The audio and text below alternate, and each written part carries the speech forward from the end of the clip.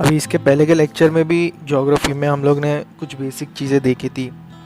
Geography में कैसा है ना, इसमें ऐसा कुछ रिस्ट्रिक्शन नहीं है कि आप कोई एक ही टॉपिक समझो, सोलर सिस्टम पढ़ रहे हो तो सोलर सिस्टम ही 2-4 घंटे पढ़ो, ऐसा कुछ नहीं है, क्योंकि हर चीज़ एक दूसरे से रिलेटेड होती है। तो आप मल्टीपल टॉपिक्स एक दूसरे के साथ, जैसे कि natural vegetation, solar system, maps, longitude, latitude, ये सब एक साथ भी पढ़ सकते हो। सब कुछ एक दूसरे से रिलेटेड ही है। और वैसे भी ये जो 6th 7th 8th स्टैंडर्ड की जो NCERTs है, उसमें ऐसी एक के बाद एक चैप्टर्स दिए है, तो I am trying to cover it on that basis only. जो उसमें से हल्का हल्का इम्पोर्टेंट लगता है, ऊपर से एक ओवरव्यू लेते हो, ठीक है। तो अभी यहाँ पे स्टार्ट करेंगे जो major domains of the earth है, जो शायद 6th के NCERT का 5th चैप्टर है। देखो, वाटर मतलब हाइड्रोस्फीयर, ओके। तो जो water which is there on surface, basically it is in all forms. Ice में है, जो एक आइस फॉर्मेट में है, एक वाटर फॉर्मेट में है, और इवन थोड़ा सा वाटर वेपर फॉर्मेट में भी होता है। फिर अगर सॉलिड की बात करें तो लिथोस्फीयर रहता है, ओके, मतलब स्टोन वगैरह। फिर गैस की बात करें तो एटमॉस्फेयर रहता है, मतलब it is basically the gases which are surrounding the earth. तो ये तीनों चीज़ें, lithosphere, atmosphere and hydrosphere, they affect each other also. And फिर वो जो तीनों का कॉम्बिनेशन होता है, तीनों के कॉम्बिनेशन में एक नैरो जोन फॉर्म होता है, ओके। मतलब हाइड्रोस्फीयर, लिथोस्फीयर और एटमॉस्फेयर के कॉम्बिनेशन से एक जो जोन फॉर्म होता है, उसको बायोस्फीयर कहते हैं। वहाँ पे लाइफ, मतलब प्लांट्स, एनिमल, ह्यूमंस वहाँ पे पाए जाते हैं, ठीक है। और ये जो वर्ड्स हैं हाइड्रोस्फीयर वगैरह, इनका खास करके ओरिजिन ग्रीक, वर्ड का ओरिजिन ग्रीक के यहाँ से आता है, ठीक है। फिर जो फिजिकल फॉर्मेट है वर्ल्ड में, वहाँ पे आपको बहुत सारे फीचर्स दिखेंगे, जैसे कि 1-2 एग्जांपल, जैसे कि स्ट्रेट मतलब it is a narrow water body connecting 2 big water bodies. या फिर इस्टमस मतलब it is a narrow land strip which is connecting 2 land masses. वो आगे आप हम लोग आगे भी देखेंगे, या फिर मैप पे भी आपको बहुत जगह पर दिखेगा। जैसे कि एग्जांपल स्ट्रेट ऑफ हॉर्मूज है, जो बार बार न्यूज़ में आती रहती है। तो हमारा जो लिथोस्फीयर है ना, मतलब बेसिकली इसमें आपको कॉन्टिनेंट जो होते हैं ना, मतलब लैंड फॉर्म्स, वो लिथोस्फीयर के अंडर आते हैं। इवन जो अंडर वाटर जो क्या बोलते हैं सॉलिड सरफेस है ना, वो भी लिथोस्फीयर का ही पार्ट है, ठीक है। मतलब लिथोस्फीयर में जो top layer of crust part जो होता है ना, वो बाद में इंटरनल स्ट्रक्चर में वो asthenosphere, वेंटल, inner core, outer core, वो बाद में आगे देखेंगे। फिर वो क्रस्ट के ऊपर थिन लेयर ऑफ सॉइल होते हैं, जहाँ पे प्लांट्स वगैरह ग्रो होते हैं। और जो ओशन के नीचे जो रहता है ना, उसको ओशन बेसिन बोलते हैं, वहाँ पे ओशनिक क्रस्ट रहता है, ठीक है। और जो ओशन के ऊपर जो लैंड फॉर्मेशन बन जाता है, लार्ज लैंड मास जो बनता है, वो कॉन्टिनेंट्स बन जाते हैं, ठीक है। एंड याद रखना that all the oceans in the world are connected, ठीक है। ये ऊपर नीचे होता रहता है लिथोस्फीयरिक। बट अगर वाटर लेवल देखोगे, आप मैप देखोगे, तो every ocean is connected to each other, ठीक है। एंड जो therefore level of sea water जो है, वो हर जगह पे सेम कंसिडर किया जाता है। It is taken as 0 in order to measure the land level from there. मतलब समझो आपको एक माउंटेन की हाइट मेजर करनी है, तो it is taken from the sea level. Example, highest peak कौन सा है? Mount Everest, it is nearly 8848 metres. And अगर ग्रेटेस्ट डेप्थ भी देख रहे हैं तो वहाँ से ही देखा जाता है, सी लेवल से। जो एग्जाम्पल ग्रेटेस्ट डेप्थ में आता है मारियाना ट्रेंच, जो पैसिफिक ओशन में है, it is nearly 11022 metres. Mount Everest काफ़ी फेमस है यहाँ पे। Ed Hillary and Tenzing Sherpa, they were the first to climb it in 1953. Then from women's Jinko Tebei was the first woman to climb it in 1975 and then from India Bachendri Pal was the first woman to climb from India in 1984. फिर as a set continent जो है उसमें जो अभी जो land mass के बारे में मैंने बताया तो दे फॉर्म कॉन्टिनेंट्स. आप मैप देखोगे तो बड़ा बड़ा 7 major continents you will see. Okay, तो ये बड़े लार्ज लैंड मासेस हैं. Okay, and they are basically separated by various water bodies. फिर ये आप मैप जब देखोगे वर्ल्ड मैप तो आपको ऐसा दिखेगा कि ग्रेटर मास लैंड मास जो है ना वो नॉर्दर्न हेमिस्फीयर में वर्ल्ड के, ठीक है, as compare to southern hemisphere. तो अब ये कॉन्टिनेंट्स कौन से है वो देखते हैं ऊपर से बेसिक्स. तो फर्स्ट है एशिया. एशिया काफ़ी बड़ा है. It nearly covers 1/3 of the total land mass of the world. Okay, and it is the largest continent. Okay, and it comes into eastern hemisphere. इसके लिए हम लोग बात करते हैं ना ईस्टर्न कंट्रीज, तो they are mostly considered Asian countries. फिर tropic of cancer passes through Asia. फिर यूरोप और एशिया जो है ना, मतलब एशिया के लेफ्ट हैंड साइड पर है यूरोप, उनके बीच में उरल माउंटेन्स रेंज आती है. ठीक है, तो कुछ जगहों पर एशिया प्लस यूरोप को यूरेशिया भी कहा जाता है अगर टोटल कंसिडर किया जाए तो, क्योंकि वो रशिया का डिवीज़न होता है. रशिया को एक साथ पकड़ के यूरेशिया भी कहा जाता है. रशिया का थोड़ा सा पार्ट यूरोप के साइड पे है, तो बहुत ज़्यादा पार्ट एशिया के साइड पर है. फिर यूरोप की बात करते हैं. यूरोप जो कॉन्टिनेंट है वहाँ पे the Arctic circle passes through it. Okay, and Europe is basically bounded by water bodies on it's 3 sides. नीचे के साइड पे मेडिटेरियन सी है, लेफ्ट साइड पे अटलांटिक है, और ऊपर के साइड पे आर्कटिक सी है, आर्कटिक ओशन. ठीक है, फिर अफ्रीका की बात करते हैं. Africa is second largest in size continents में. फिर जो लॉन्गेस्ट रिवर है वर्ल्ड की, रिवर नाइल, वो अफ्रीका से जाती है.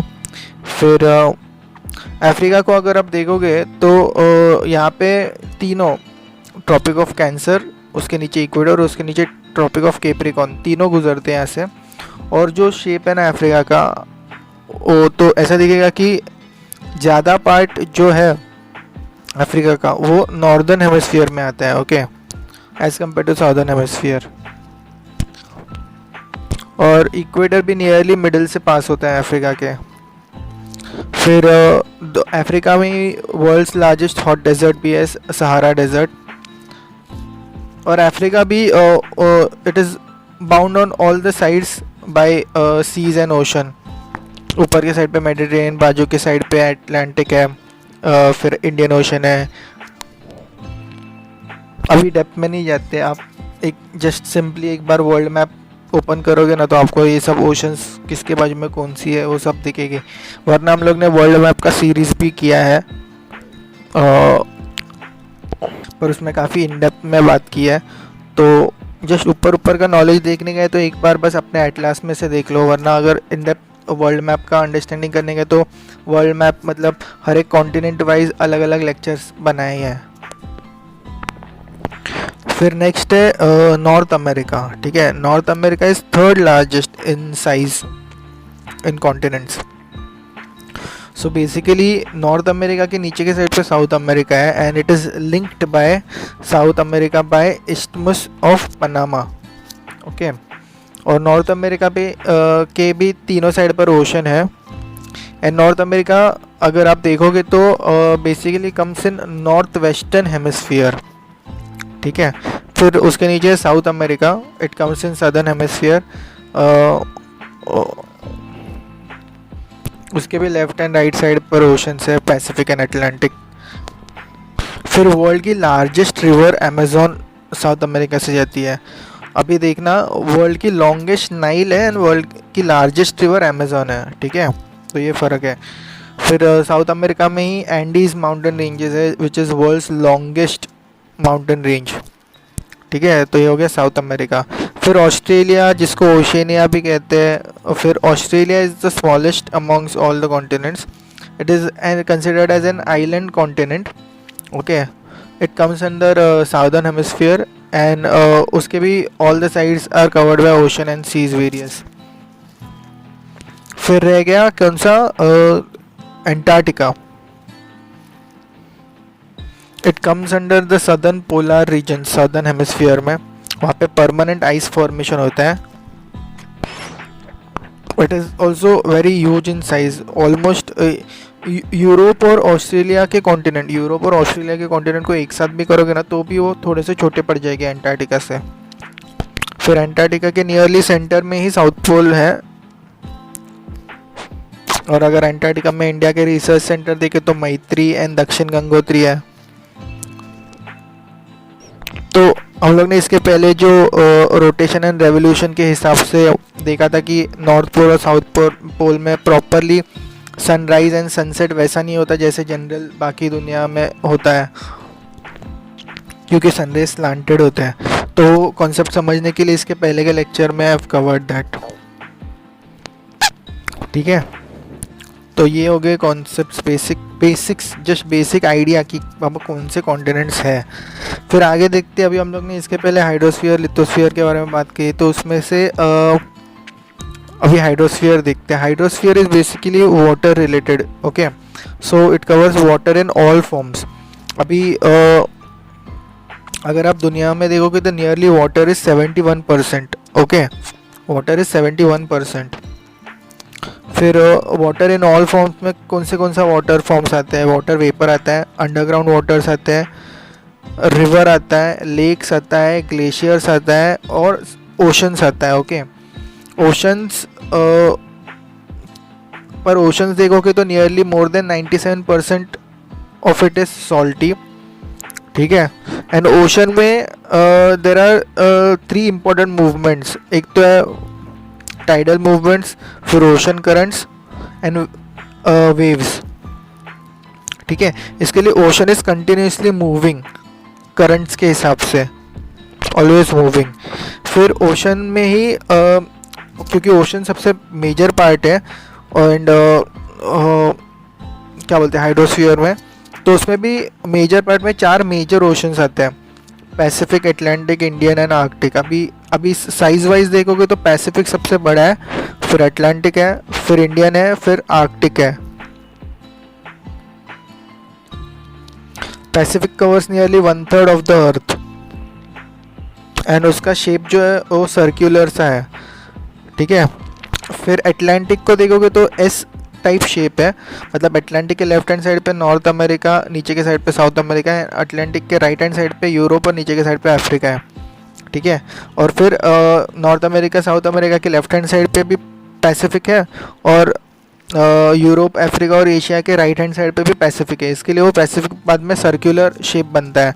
मतलब एक्चुअली यहाँ से नहीं, आप अगर प्लेन फॉर्मेट में मैप देखोगे तो शायद नहीं समझेगा, पर ग्लोब फॉर्मेट में मैप देखोगे तो समझेगा आपको।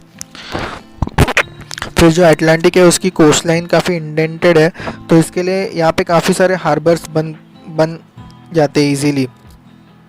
ठीक है, so it is also considered as commercially busiest ocean. फिर इंडियन ओशन जो है, it is the only ocean named after a country. तो इंडियन ओशन बेसिकली कवर्स एक ट्रायंगुलर फॉर्मेट में आप देखोगे तो एशिया है, फिर नीचे के लेफ्ट हैंड साइड पे अफ्रीका है और नीचे के राइट हैंड साइड पे ऑस्ट्रेलिया है। ठीक है, तो इतना ये ट्रायंगुलर फॉर्म को इंडियन ओशन कवर करती है। फिर Arctic ocean, it is surrounded, मतलब वो it surrounds the northern pole. Okay, within the Arctic circle है वो, and then it connects Pacific ocean, Atlantic, वो अलग अलग जगह पे। वो नॉर्थ पोल, साउथ पोल हम लोग ने मैप में कवर किया है, मैप के लेक्चर्स में अलग अलग कॉन्टिनेंट्स के, तो वहाँ पे आपको समझ में आ जाएगा एग्जैक्टली कहाँ पे कवर करती है। ठीक है, फिर वो स्ट्रेट वगैरह मैंने एग्जांपल दिया ना, स्ट्रेट एग्जांपल बेरिंग स्ट्रेट है, किसके बीच में? अलास्का जो यूएसए का पार्ट है, रशिया के बीच में। ठीक है। फिर वो आर्कटिक का आपका समझ में आ जाएगा, कौन से साइड से नॉर्थ अमेरिका, कौन से साइड से यूरोप को टच करती है वगैरह, जब आप वो मैथ के लेक्चर्स देखोगे। फिर जो एटमॉस्फेयर की बात करते हैं, एटमॉस्फेयर में ना लेयर्स है अलग अलग, layers of atmosphere which are basically based on temperature, composition of the gases and other properties। तो इसमें 5 लेयर हो गए, 5 लेयर है, तो वो नीचे से ऊपर जाते हैं। ओके, मतलब ग्राउंड सरफेस से वहाँ से ऊपर ऊपर जाएंगे। नीचे से पहले आती है ट्रोपोस्फियर। ओके, इस जिसमें हॉट एयर बलून्स वगैरह वो they are allowed to move in. फिर ट्रोपोस्फियर के ऊपर स्ट्रेटोस्फियर, जिसमें एरोप्लेन वगैरह जा सकते हैं। फिर उसके थोड़ा सा ऊपर ओजोन लेयर आ जाती है, पर वो मतलब मेजर लेयर्स ऑफ एटमॉस्फेयर में नहीं है, वो एक अलग सी लेयर है। ठीक है, तो ट्रोपोस्फियर, स्ट्रेटोस्फियर, ओजोन लेयर। फिर उसके ऊपर है मीजोस्फियर, जहाँ पे मीटियोर्स या फिर रॉकेट वगैरह ये गुजरते हैं। फिर मीजोस्फियर के ऊपर है आयोनोस्फियर, जहाँ पे सैटेलाइट्स वगैरह रहती है। एंड फिर उसके ऊपर है एक्सोस्फियर, फिर वहाँ से बाद में स्पेस शुरू होती है। ठीक है, तो ये बेसिकली एटमॉस्फेयर क्या आता है। Atmosphere is like the earth is surrounded by various layers of gases. Okay, अभी देखो ये तो बेसिक चैप्टर्स है 6, 7, 8 वगैरह के एनसीईआरटी के। ये सारे वापस जो 11th की एनसीईआरटी है ना, तो उसमें ये सारे इन डिटेल वापस कवर किए जाएंगे। ये क्या ऐसा है ना कि एक स्टार्टिंग बेसिक, ज़्यादा इन डेप्थ में ना जाके बेसिक इन्फॉर्मेशन रिवीजन वगैरह करने के लिए, या फिर जस्ट बेसिक ऊपर से अंडरस्टैंडिंग करने के लिए इजी पढ़ते हैं। फिर atmosphere is also the thin blanket which protects us from harmful sun rays. अगर वो डायरेक्ट गिर जाएगी तो इशू हो जाएगा।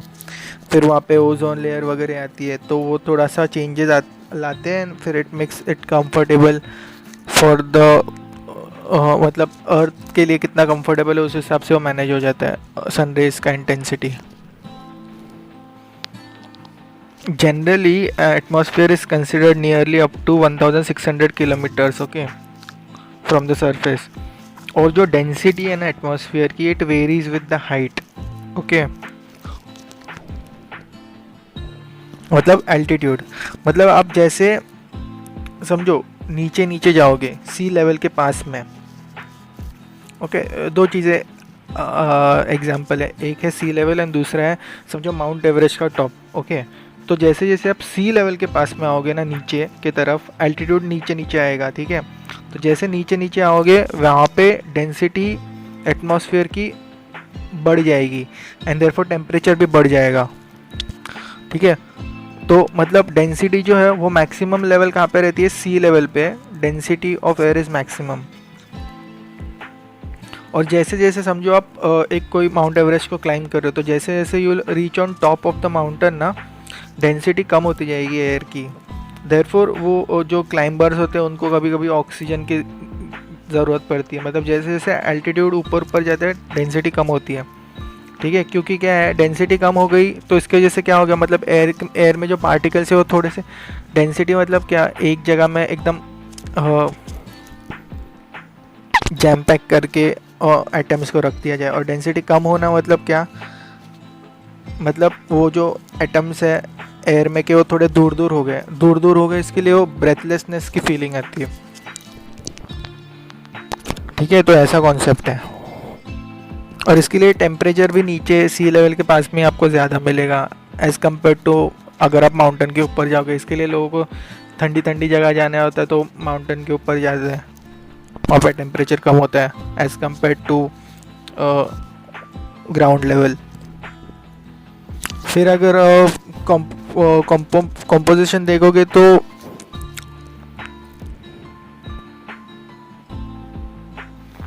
नियरली 99% जो एयर है ना वो क्लीन एंड ड्राई एयर आती है। तो उसमें दो इम्पोर्टेंट आते हैं 99% में, नाइट्रोजन एंड ऑक्सीजन।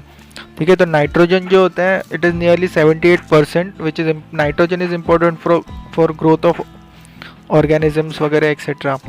फिर ऑक्सीजन जो है O2 it is nearly 21%, which is important for breathing वगैरह। फिर बाकी रह जाता है 1%। ओके, ठीक है, तो ये थोड़ा सा इम्प्योर एयर में आ जाता है। तो it has mostly carbon dioxide CO2 which basically absorbs heat and which carbon dioxide absorbs heat radiated by the earth and okay, but still CO2 is also important for growth of plants. Humans के लिए इतना अच्छा नहीं है, पर for plants it is important.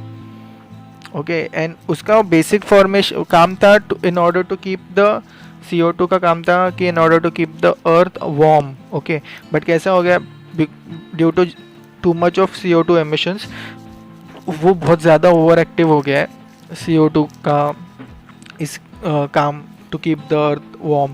तो इसकी वजह से ग्लोबल वार्मिंग होने लग गया है। और जो एटमॉस्फेयर होता है ना, it varies from place to place basically. ठीक है, तो जैसे कि एयर क्यों होता है, क्योंकि एयर जो होता है ना basically air moves from high pressure area to low pressure area, और ये जो मूवमेंट है एयर की इसको विंड बोलते हैं। ओके, मतलब wind is basically moving air. ठीक है, तो ये हो गया एटमॉस्फेयर, हाइड्रोस्फीयर। फिर बायोस्फीयर क्या है? Biosphere is basically life exists in this part of the world. Biosphere में it is unique to earth only, बाकी कोई प्लैनेट्स में नहीं है ये बायोस्फीयर का कॉन्सेप्ट।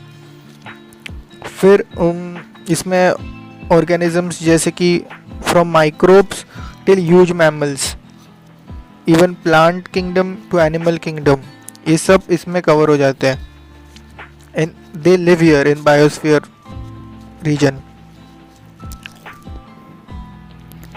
सो ये बायोस्फीयर क्या, as I said it is a combination of lithosphere, hydrosphere, atmosphere, and ये तीनों को कनेक्ट करके it is form for the survival of the living things.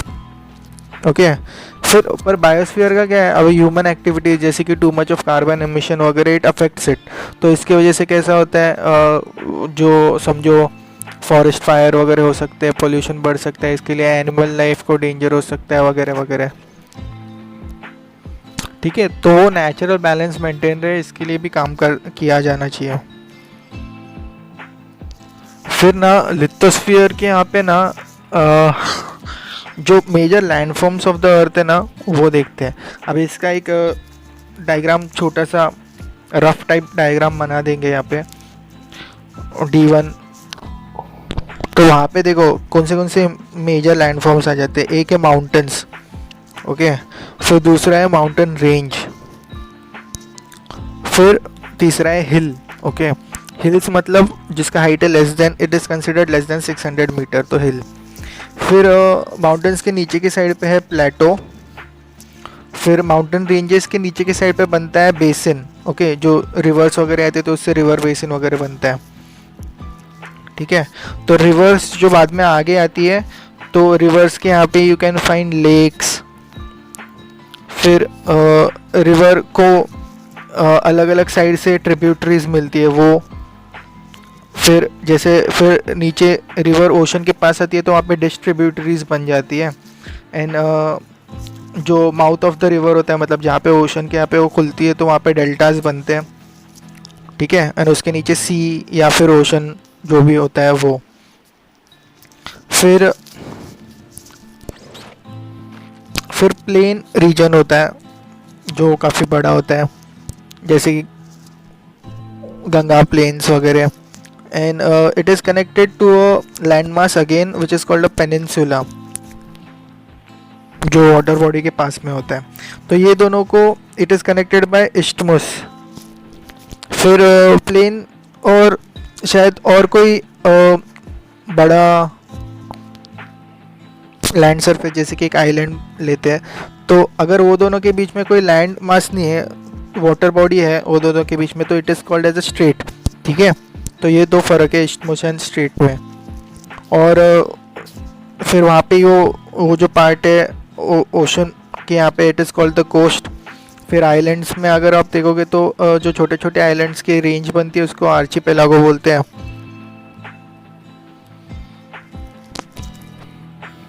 ठीक है, तो इतने बेसिक लैंडफॉर्म्स जानने के लिए काफ़ी है। फिर एज आई सेड माउंटेन जो होते हैं, हिल्स जो होते हैं, they are considered less than 600 metre, मतलब माउंटेन्स को क्या कंसिडर किया जाएगा, मोर देन 600 मीटर। माउंटेन्स का कैसे होता है, they have a broad base and they have a small summit and उनका natural elevation as I said is considered more than 600 metres and they have a steep slope.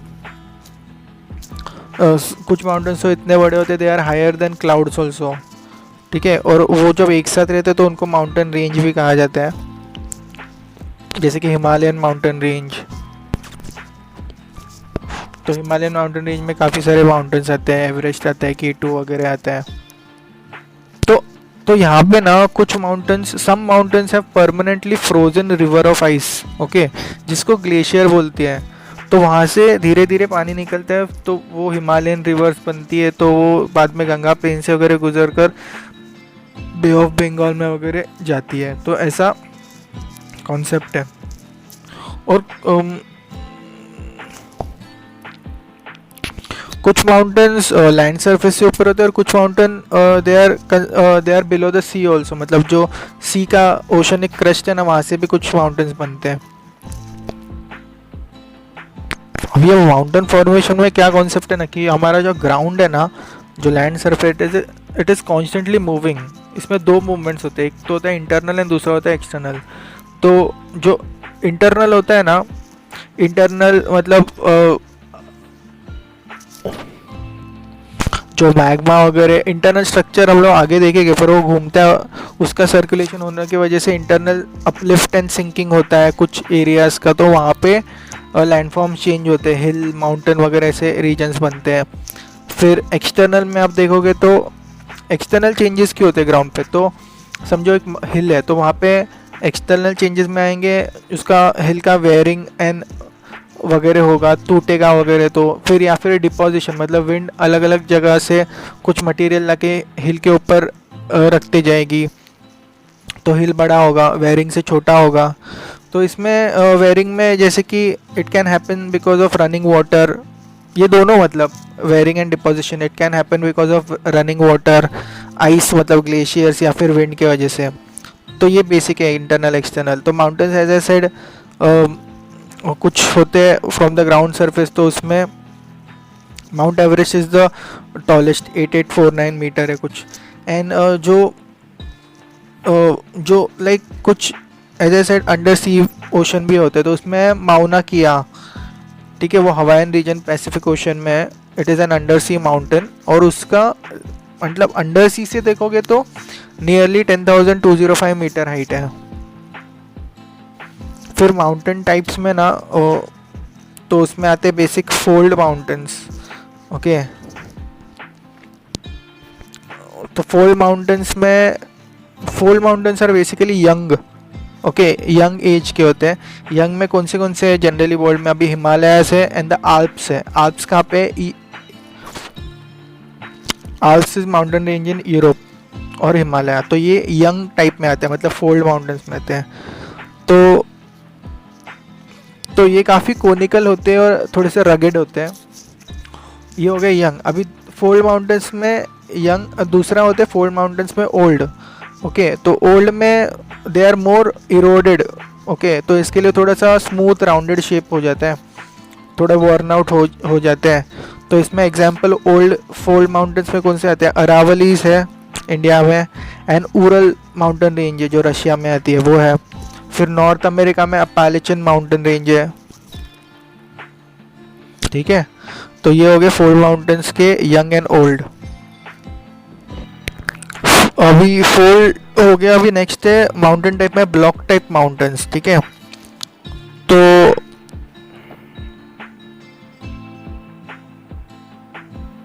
They are basically large areas which are broken and displaced vertically, मतलब यहाँ पे horst and graben का formation होता है। Horst मतलब ऊपर जाता है, ग्रैबन मतलब नीचे जाता है।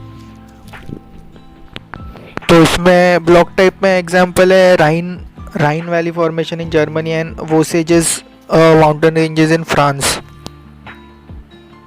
फिर माउंटेन टाइप में तीसरा टाइप है वॉल्केनिक माउंटेन्स, ओके।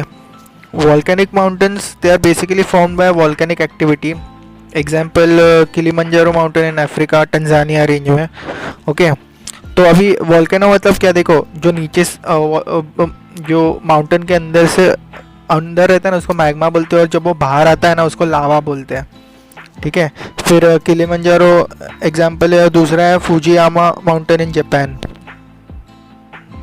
फिर माउंटेन्स है generally considered as store house of water. ठीक है, तो इसके लिए ग्लेशियर या फिर रिवर सोर्स भी कंसिडर किया जाता है। फिर रिवर्स वहाँ से आती है, इसके लिए hydro electric water power projects भी बनाए जा सकते हैं। इरिगेशन के लिए फिर बाद में रिवर्स यूज़ होती है। टेरेस फार्मिंग वगैरह हो सकता है माउंटेन के ऊपर। ठीक है, तो फिर कौन से माउंटेन रेंजेस कौन से कॉन्टिनेंट पे, वो सब हम लोग ने मैप के सीरीज है ना वहाँ पे कवर किया है। तो ये बेसिकली मैप की सीरीज ज्योग्राफी की प्लेलिस्ट में नीचे रहेगी। फिर दूसरा फीचर है plateau. Okay, plateau it is mostly an elevation ranging from 100 meter to 1000 meter. It is mostly flat like table land. Okay, and it can have one or more sides which have a steep slope. मतलब ऐसा table land ऊपर आया है ऐसा type होता है, बड़ा size होता है उसका, और काफ़ी फ्लैट होता है ऊपर से। तो अगर आप देखोगे तो वर्ल्ड में हाईएस्ट टिबेटियन प्लेटो है which is nearly 4 to 6,000 kilometres above the mean sea level. Okay, तो प्लेट्यू कैन बी यंग और ओल्ड। और इंडिया में अगर एग्जांपल देखोगे तो एग्जांपल है डेक्कन प्लेट्यू। फिर अफ्रीका में देखोगे तो ईस्टर्न अफ्रीकन रीजन में you will find Kenya, Tanzania, Uganda का प्लेट्यू। तो जनरली ऐसा दिखा है कि प्लेट्यू रीजन में there are more kind of minerals, जैसे कि अफ्रीकन प्लेट्यू में will find gold and diamond. फिर इंडिया में छोटा नागपुर प्लेट्यू है, वहाँ पे विल फाइंड आयरन और कोल, मैंगनीज। ठीक है, फिर प्लेट्यू के यहाँ पे अगर एक एग्जांपल है तो वाटरफॉल है, जैसे कि Jog waterfall in Karnataka region in near Sharavathi river. फिर Hundru waterfall in Chota Nagpur region Jharkhand, Ranchi near river Subarnarekha. ठीक है, फिर प्लेट्यूज में एग्जांपल है लावा प्लेट्यूज का which are rich in black soil. Okay, and therefore they are more fertile. तो जैसे कि इंडिया में Deccan plateau is an example of lava plateau, and USA में देखोगे तो Columbia plateau is an example. ठीक है, तो डेक्कन प्लेट्यू में you will find more black soil, तो it is fertile in some ranges. फिर प्लेन्स का क्या होता है, इसका हाइट है ना it is not more than 200 metres above mean sea level. और प्लेट्यूज की हाइट जनरली 100 to 1000 मीटर तक जा सकती है। ओके, तो प्लेन्स की बात करें तो it is not more than 200 metre above mean sea level. Some are very मतलब कुछ प्लेन्स इतने लेवल्ड रहते हैं जैसे कि एकदम प्लेन सरफेस रहते हैं, और कुछ अदर जगह पर some have a rolling and undulated surface. फिर प्लेन जो होते हैं it is the most fertile region. Okay, इसलिए वहाँ पे बहुत ही थिक पॉपुलेशन होती है, क्योंकि वहाँ पे एग्रीकल्चर वगैरह आराम से कर सकते हैं। ओके, ठीक है, it is a large stretch of fertile land. फिर it is basically formed by river and its tributaries, basically by eroding the valleys. जहाँ से रिवर आती है तो वहाँ से वो स्टोन बनती है, सैंड बनती है, फिर सिल्ट बनती है। ठीक है, छोटा छोटा होती जाती है, जैसे वो आगे जाती है, टूटते जाते हैं ना, तो वो सिल्ट बाद में deposits on a surface and then it becomes a plain. Okay, तो अगर एशिया में बात करें तो गंगा प्लेन है, और यांगजी प्लेन है। फिर यूएसए में बात करें तो ग्रेट प्लेन्स है मिसिसिपी रिवर के यहाँ पे। फिर आगे अर्थ के बारे में देखते हुए बेसिकली अभी अर्थ पे जो रॉक्स है उसके बारे में देखते हैं। Rocks are basically masses of minerals. Okay, and rock जो होता है they make up the entire crust of earth. फिर इसमें है जैसे कि इग्नियस, सेडिमेंट्री, मेटामॉर्फिक। अभी इग्नियस एंड सेडिमेंट्री ये जो नाम है, they are more of Latin origin, और मेटामॉर्फिक ये नाम है ग्रीक ओरिजिन का। इग्नियस लैटिन में it means fire, sedimentary Latin में it means to settle down, and metamorphic in Greek it means to change its form. तो वहाँ से इग्नियस सेडिमेंट्री मेटामॉर्फिक नाम आए।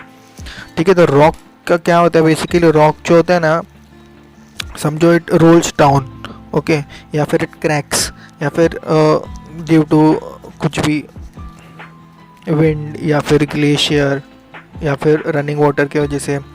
ठीक है, तो therefore it is hit and therefore वो इट ब्रेक्स डाउन। ठीक है, तो उसके सेडिमेंट्स निकलते हैं।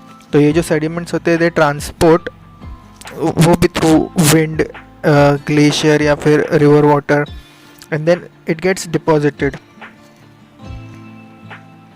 ठीक है, वो डिपॉजिट होने के बाद वो कंप्रेस हो जाते हैं एंड बाद में हार्डन हो जाते हैं, एंड बाद में वो एग्जाम्पल सेडिमेंट्री स्टोन बन जाते हैं। ठीक है, सेडिमेंट्री रॉक्स वो सिमिलर है रॉक और stone, stone is small part. तो ये जब कॉम्प्रेशन होता रहता है ना, तो कॉम्प्रेशन में अभी this is like it takes a million, not million, like 1000 10,000 years. ठीक है, कितना भी टाइम लग सकता है, कॉम्प्रेशन होता रहता है, it's a long term process. तो इसके अंदर ना फॉसिल्स अटक जाते हैं। ओके, फॉसिल के जो रिमेन्स दे आर ट्रैप्ड, जैसे कि प्लांट्स, एनिमल्स, ऑर्गेनिज्म, ये जब मरने के बाद दे बिकम फॉसिल्स, एंड फिर उनके ऊपर डिपोजिशन होता रहता है अलग अलग मटेरियल का, स्टोन का, और फिर वो कॉम्प्रेस होते जाते हैं। तो बाद में वो इससे वो निकल कर फॉसिल फ्यूल्स बनते हैं बहुत सारे सालों बाद। ठीक है, तो ये हो गया सेडिमेंट्री रॉक का कॉन्सेप्ट। फिर इग्नियस रॉक देखेंगे तो बेसिकली इसमें वोल्केनो मैग्मा का कॉन्सेप्ट है। जब मोल्टन मैग्मा जो होता है ना, वो किसी वोल्केनो में से बाहर आता है। ठीक है, तो लावा के फॉर्म में आता है बाहर। तो उसमें दो टाइप बन जाते हैं, एक्सट्रूसिव एंड इंट्रूसिव। इंट्रूसिव मतलब जो डीप रह जाते हैं वो, ओके। तो उनके ग्रेन जो होते हैं ना, they are larger in size, उनके ग्रेन्स। ठीक है, और उनका मूवमेंट काफ़ी स्लो होता रहता है, इसके लिए लार्ज ग्रेन्स बनते हैं। इसमें एग्जांपल है granite which is a grinding stone. और दूसरा है एक्सट्रूसिव, मतलब जो सरफेस पर रहता है ना, वो उसमें फास्ट चेंजेस आते हैं, क्योंकि वो एटमॉस्फेयर के साथ बहुत फास्ट वे में इंटरेक्ट करता रहता है। तो उधर के ग्रेन छोटे नहीं, उधर के ग्रेन्स बहुत ही फाइन बन जाते हैं, छोटे बन जाते हैं, एज़ कम्पेयर टू इंट्रूसिव जहाँ पे लार्ज ग्रेन्स होते हैं। ठीक है, तो ये एक्सट्रूसिव का एग्जांपल क्या है, बसाल्ट रॉक जो डेक्कन प्लेट्यू रीजन में है। ठीक है, तो एक्सट्रूसिव का एग्जांपल है बसाल्ट एंड इंट्रूसिव का एग्जांपल है ग्रेनाइट। फिर अगर आप अर्थ का इंटीरियर देखोगे ना, तो ओनियन लाइक है, मतलब सर्कुलर ऐसे रिंग्स है, जिसके वजह से वो एक पूरा अर्थ बन जाता है। इंटरनल स्ट्रक्चर का एक डायग्राम यहाँ पे बनाऊंगा। तो उसमें का जो क्रस्ट फॉर्म है ना, वो नियरली सिर्फ 1% ही है of the total volume of earth. Okay, nearly 100 kilometre उसका रेंज होता है। फिर उसके नीचे mental is nearly 84%। Okay, it is nearly till 2900 kilometre. फिर उसके आगे नीचे के साइड पे कोर होता है। Okay, and it is nearly 15%, क्योंकि कैसा है, अर्थ सेंटर में छोटा छोटा होता जाता है, इसके लिए कोर का डायमेंशन अगर लेंथ देखोगे तो नियरली 3500 किलोमीटर है, पर उसका वॉल्यूम कम रहेगा क्योंकि वो अंदर के साइड पर है, तो छोटा बन जाता है। मेंटल बड़ा है, क्योंकि अभी ये ट्रायंगुलर पार्ट दिख रहा है ना आपको, तो इसमें आपको कोर का पार्ट कितना छोटा दिख रहा है, तो वही कॉन्सेप्ट से उसका परसेंटेज कम है। ठीक है, कोर सेंटर में होता है and it has a very high temperature and pressure. Okay, and core mostly knife material से बना होता है, निकल एंड फेरस नाइफ। और जो सेंटर ऑफ अर्थ है ना, सेंटर ऑफ अर्थ जो इंटरनल स्ट्रक्चर में, इट इज़ एट 6371 किलोमीटर। ठीक है, तो अभी क्रस्ट जो होता है हमारा, तो crust is the thinnest out of all the structures. उसमें भी दो पार्ट होते हैं, एक कॉन्टिनेंटल पार्ट है, ओके, जहाँ पे जिसको कॉन्टिनेंटल क्रस्ट बोलते हैं, जहाँ पे फिर सारे लैंडफॉर्म्स, माउंटेन्स वगैरह आते हैं। फिर बाद में नीचे बीच में ओशन है और उसके नीचे के साइड पे ओशनिक फ्लोर है, वो भी क्रस्ट का ही पार्ट है। तो कॉन्टिनेंटल पार्ट जरा ज़्यादा बड़ा है, 35 किलोमीटर्स तक कंसिडर किया जाता है, और ओशन का क्रस्ट 5 किलोमीटर। ठीक है। फिर earth is basically a very dynamic planet, क्योंकि वहाँ पे कांस्टेंट चेंजेस होते रहते हैं। हाईएस्ट माउंटेन हमारा माउंट एवरेस्ट है, और डीपेस्ट माइन अगर देखें तो साउथ अफ्रीका में पोनिंग गोल्ड माइन है, जोहान्सबर्ग साउथ अफ्रीका में, नियरली 4 किलोमीटर तक। तो जो मिनरल कॉन्स्टिट्यूशन है अभी क्रस्ट में, तो कॉन्टिनेंटल जो क्रस्ट है उस पर आता है सियाल, ओके, एंड ओशनिक फ्लोर पे आता है साइमा। सियाल मतलब silicon and aluminium, and ocean floor पे साइमा मतलब सिलिकॉन एंड मैग्नीशियम। अभी आप इंटरनल स्ट्रक्चर देखोगे तो मतलब ऊपर से नीचे देखते हुए फाइंड क्रस्ट, उसके नीचे लिथोस्फीयर। सियाल की डेंसिटी इज़ लेस, 2.7 तक आती है, और साइमा की इज़ मोर, नियरली 3 तक आती है डेंसिटी। ठीक है। तो क्रस्ट है, फिर नीचे क्रस्ट के नीचे एस्थेनोस्फीयर, उसके नीचे मैंटल, उसके नीचे कोर है। ठीक है।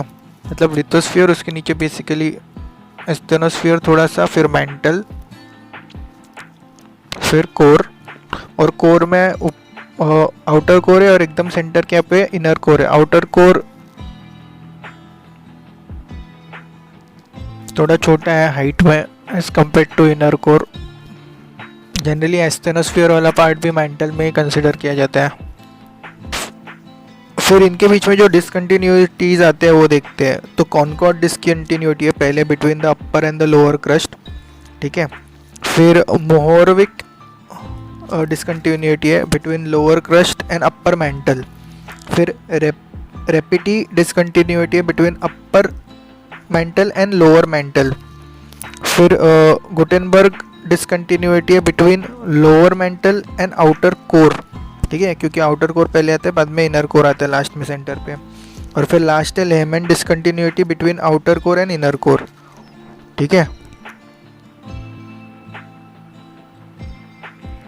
फिर ये जो स्टोन्स वगैरह बनते हैं काफ़ी इंपॉर्टेंट, बाद में कमर्शियल वगैरह यूज़ होता है, बिल्डिंग मटेरियल में यूज़ होता है। जैसे कि Taj Mahal was build with white marble, red fort was build with red sandstone.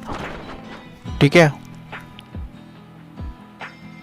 Marble एक मेटामॉर्फिक रॉक है, ठीक है, और सैंडस्टोन एक सेडिमेंट्री टाइप ऑफ रॉक है। तो मिनरल क्या होता है? Mineral are basically naturally occurring materials with certain physical properties plus definite chemical properties. Okay, chemical properties definite होती है, फिजिकल प्रॉपर्टीज थोड़ी यहाँ पे चेंज हो सकती है। इनऑर्गेनिक मटेरियल होता है। फिर उससे रिलेटेड, मिनरल से रिलेटेड फ्यूल्स होते हैं, जैसे कि नेचुरल गैस, पेट्रोलियम, कोल।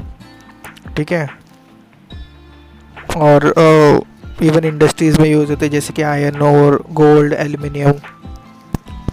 ठीक है। फिर ये तो मेजर इम्पोर्टेंट चीज़ें हैं। फिर रॉक्स, छोटे या फिर स्टोन्स वगैरह, छोटे छोटे गेम्स जैसे कि पिट्टू, गिट्टी, सट्टू, किट, ये सब चीज़ों के लिए भी गेम्स वगैरह प्ले करने के लिए यूज़ होते हैं, डेकोरेशन के लिए यूज़ होते हैं। ठीक है। फिर ये जो रॉक्स होते हैं ना, इग्नियस, सेडिमेंट्री, मेटामॉर्फिक, इनमें चेंजेस आते रहते हैं। एग्जांपल क्या है, देखो, sedimentary rock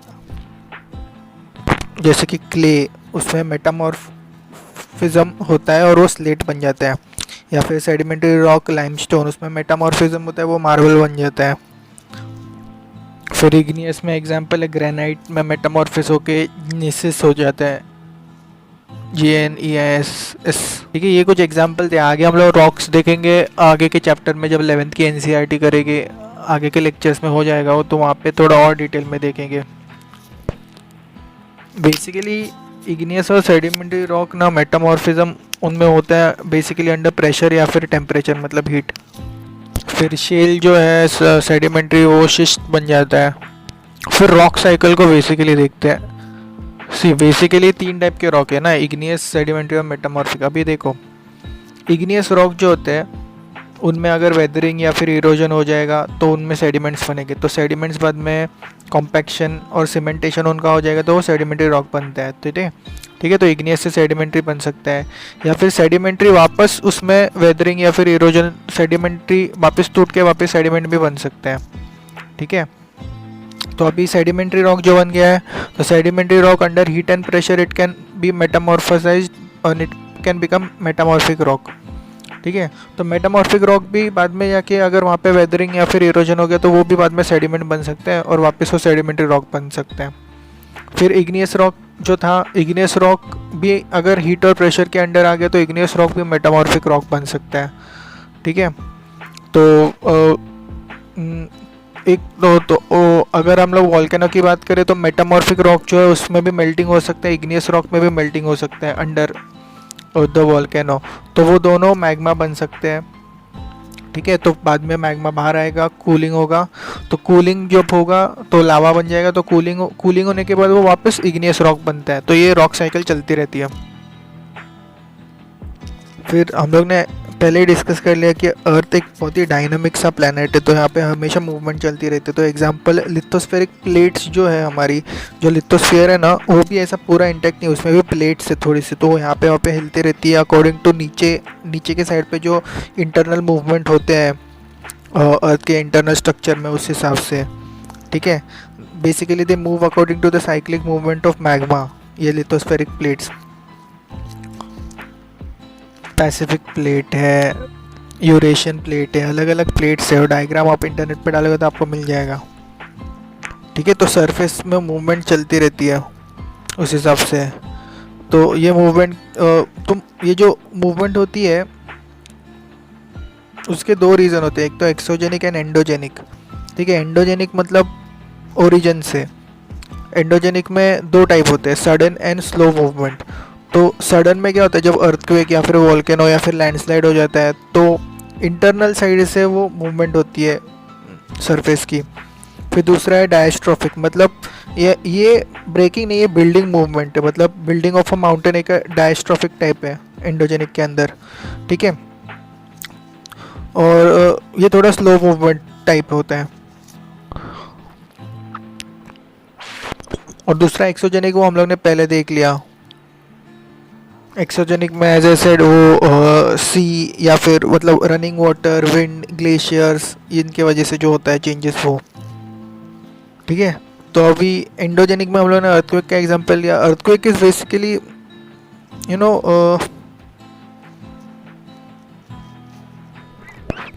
सीस्मोग्राफ्स are used to measure the movement of earthquake, मतलब कैसा ऊपर नीचे ग्राउंड वाइब्रेशन हो रहा है, और सबसे ज़्यादा जो होता है एम्पलीट्यूड में वो उसको मैग्नीट्यूड हम लोग उस हिसाब से डिसाइड करते हैं। तो अर्थक्वेक का मैग्नीट्यूड जो है वो रिचर स्केल पर मेजर किया जाता है। ओके, तो रिचर स्केल में 7 तक है, जैसे कि 2 नंबर पे थोड़ा स्मॉल टाइप होता है, 5 नंबर पे थोड़ा ज़्यादा डैमेज, 6 नंबर पे स्ट्रक्चरल डैमेज होगा, और 7 नंबर पे मेजर अर्थक्वेक कंसिडर किया जाता है। 9 नंबर होते हैं रिचर स्केल में, पर 7 के ऊपर एकदम मैक्स लेवल होता है, 7.5 7.6 एक्सट्रीम लेवल का अर्थक्वेक होता है। ठीक है, फिर दूसरा है वॉल्केनो। वॉल्केनो मतलब बेसिकली अगर आप वॉल्केनो देखोगे तो आपको एक माउंटेन दिखेगा, तो माउंटेन के ऊपर वाली साइड जहाँ से लावा निकलता है, मतलब वो होता है क्रेटर, मतलब आउटलेट के क्रेटर बोलते हैं। ठीक है, और अंदर के साइड पे माउंटेन के there is magma chamber. Okay, जो मेंटल के रीजन से आता है, क्योंकि मेंटल में मूवमेंट्स होते हैं और वो फिर कोई मूवमेंट ज़्यादा कम हो गई तो उस हिसाब से वो बाहर भी आ सकता है, तो वॉल्केनो बन जाता है, और आउटलेट बाहर आने के बाद वो लावा बनता है। ठीक है, ठीक है, तो मतलब अंदर के साइड पे देयर इज़ मोर टेम्परेचर, और जब वो बाहर आता है तो उसका टेम्परेचर धीरे धीरे कम होने लग जाता है आफ्टर कमिंग आउट। तो लिथोस्फेरिक प्लेट्स मूवमेंट होती रहती है अंदर के साइड पे, मैग्मा में जो चेंजेस आते हैं उस हिसाब से। तो लिथोस्फेरिक प्लेट्स नियरली कुछ मिलीमीटर्स पर ईयर के हिसाब से उनका मूवमेंट होता रहता है। जैसे कि अभी इंडियन प्लेट पहले ऑस्ट्रेलियन प्लेट के साथ थी, तो उसका नॉर्थ जो नियरली 70 मिलियन ईयर्स पहले अर्थ इक्वेटर के नीचे के साइड पे थी, पर बाद में मूवमेंट नॉर्थवर्ड्स होते होते वो अभी ऊपर है। तो ये ऐसा मूवमेंट चलता रहता है प्लेट्स का। और दूसरा तो एक्सोजेनिक मूवमेंट जो मैंने बताई, erosion, deposition movement because of wind, running water, glacier वगैरह। ठीक है। तो अर्थक्वेक में एक चीज़ याद रखना, जो नीचे जहाँ पे अर्थक्वेक होता है उसको ओरिजिन बोलते हैं। ओके, ओरिजिन, सिस्मिक ओरिजिन, जिसको हाइपोसेंटर बोलते हैं। और जो समझो ओशन में हुआ अर्थक्वेक, तो नीचे के साइड पे जहाँ पे हुआ वहाँ पे ओरिजिन, हाइपोसेंटर बोलते हैं। और जो उस सरफेस पर ऊपर के साइड पे जो इफेक्ट आएगा उसको एपिसेंटर बोलते हैं। ठीक है। तो अर्थक्वेक में क्या होता है, जो प्लेट बाउंड्रीज होती है ना, समझो दो प्लेट्स ऊपर नीचे आ जाएगी। ओके, वो आगे हम लोग डिटेल में पढ़ेंगे जब 11th की जो NCERT उसमें देखेंगे। पर अभी जो जनरल इन्फॉर्मेशन बेसिक समझ लो, क्यों होता है अर्थक्वेक। दो प्लेट एक दूसरे से टकराती है, ऊपर नीचे आ जाती है, तो उसमें से जो एनर्जी रिलीज होता है उसकी वजह से होता है। ठीक है। वो बाद में सी वेव्स वगैरह, सुनामी वगैरह भी क्रिएट कर सकता है।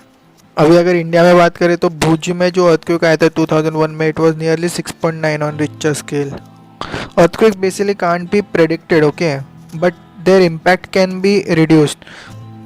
इट्स लाइक बॉइलिंग वाटर, हमेशा नीचे जैसे मैग्मा में मूवमेंट चलती रहती है और सब प्लेट्स एक दूसरे के पास में ही होती है, तो you can not predict really तो कौन सा प्लेट कभी एक दूसरे से पास में होता है पर कभी टकरा जाएगा, ऐसा नहीं गेस कर सकते। तो पर वो अभी टेक्नोलॉजी के साथ we are trying to improve, but still its impact can be reduced. पर एकदम कट टू कट रेनफॉल की कैसी फोरकास्ट हो सकती है कि इतने दिन बाद इतना रेनफॉल होगा, तो वैसे हम लोग अर्थक्वेक के बारे में नहीं बता सकते। ठीक है। तो बाद में जो सिस्मिक वेव्स है ना, तो इसके पहले मैंने वो हाइपोसेंटर और एपिसेंटर बताया ना। तो हाइपोसेंटर कोई फोकस, मतलब जहाँ पे हुआ है उसको फोकस बोलते हैं। और जो इफेक्ट अर्थ पर आया, समझो कई माउंटेन के यहाँ पे अंदर जो दो प्लेट्स टूटी या टकराई, उसकी वजह से जो वो रीजन को, वो फॉल्ट वाले रीजन पे दो प्लेट्स के बीच में फॉल्ट होता है ना, तो उसके वो रीजन पे फोकस बोलते हैं। और जो इफेक्ट अर्थ पर आता है उसको एपिसेंटर बोलते हैं। फिर उनसे रिलेटेड जो सीस्मिक वेव्स है उसमें पी वेव मतलब लॉन्जिट्यूडनल वेव होती है, एस वेव ट्रांसवर्स वेव होती है, एल वेव सरफेस वेव होती है।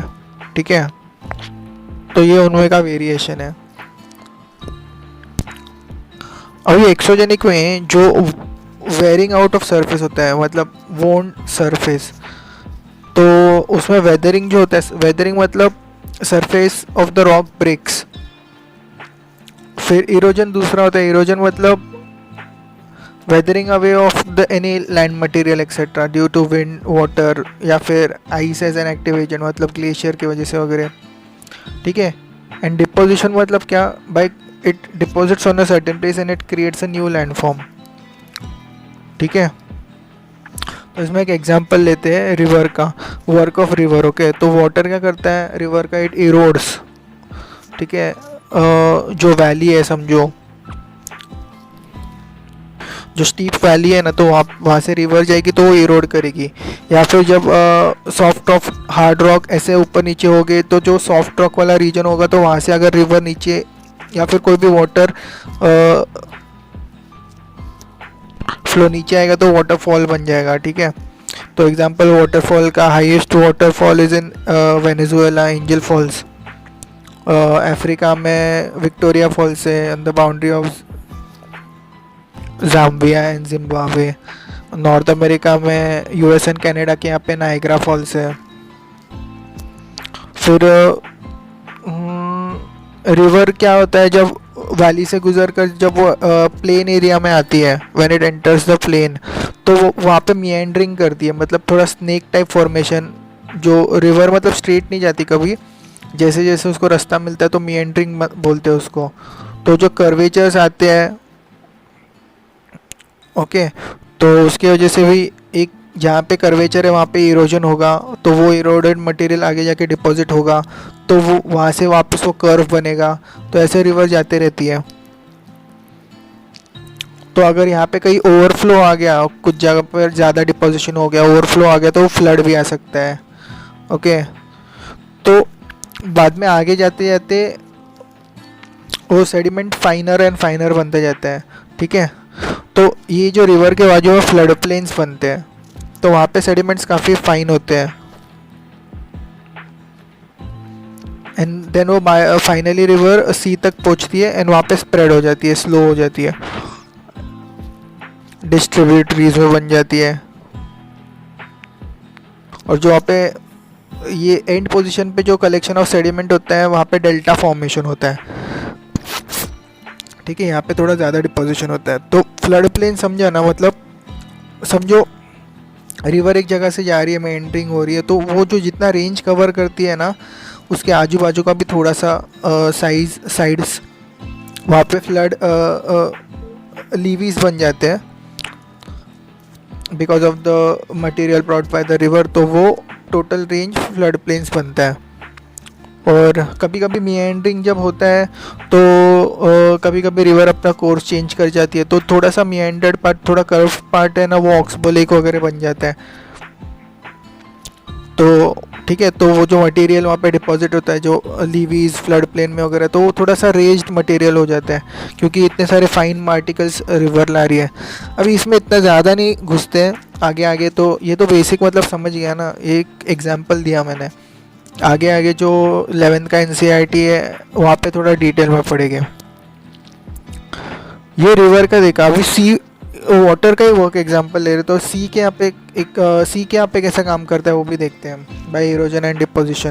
तो मतलब वो वहाँ पे कोस्टल लैंडफॉर्म बनाते हैं, ठीक है, बिकॉज क्या होता है, वेव्स जो होते हैं ना, सी वेव्स, वो कॉन्स्टेंटली स्ट्राइक कर देते हैं रॉक को।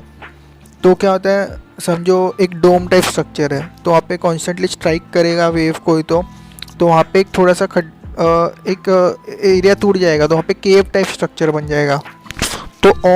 तो उसमें वेव जोर जोर से हिट करेगी तो वो केव टाइप स्ट्रक्चर और हॉलो बन जाएगा, मतलब वो डोम में से पूरा एक टनल टाइप बन जाएगा, ठीक है।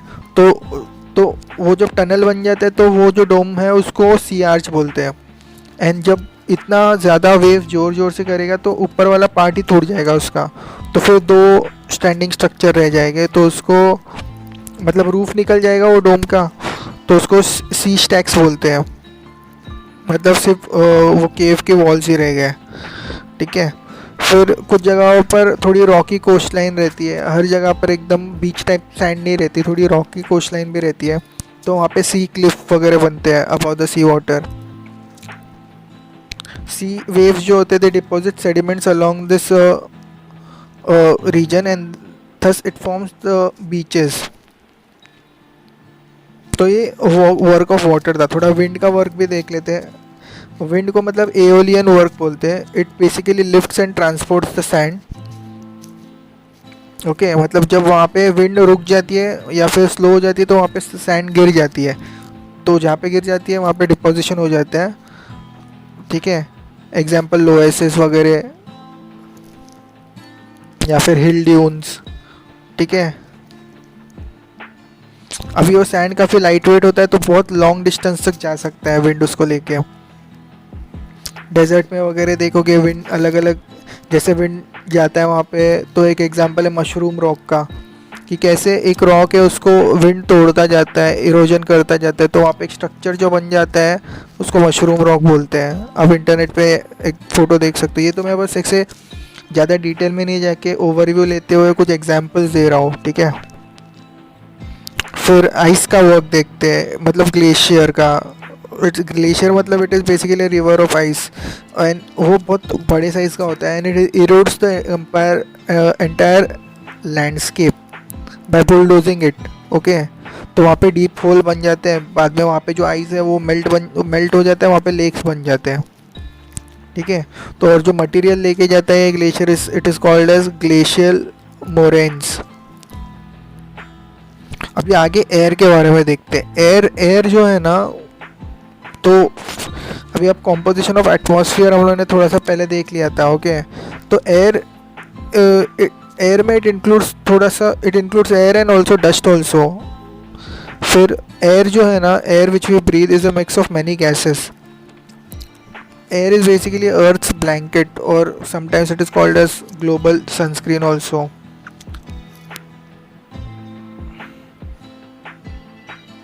जो एयर है ना, it has made the temperature on the earth liveable. इसके लिए अर्थ पर लाइफ है। ठीक है।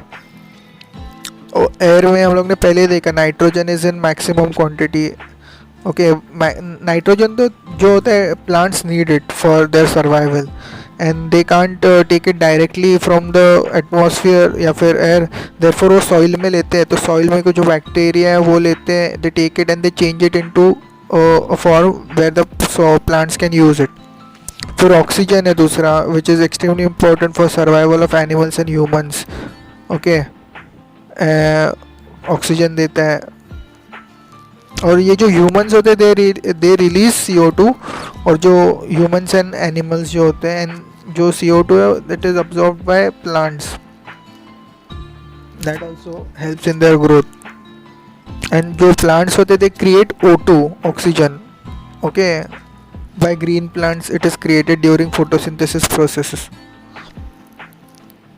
और ये ऑक्सीजन CO2 O2 CO2 जो बैलेंस है ना, इट इज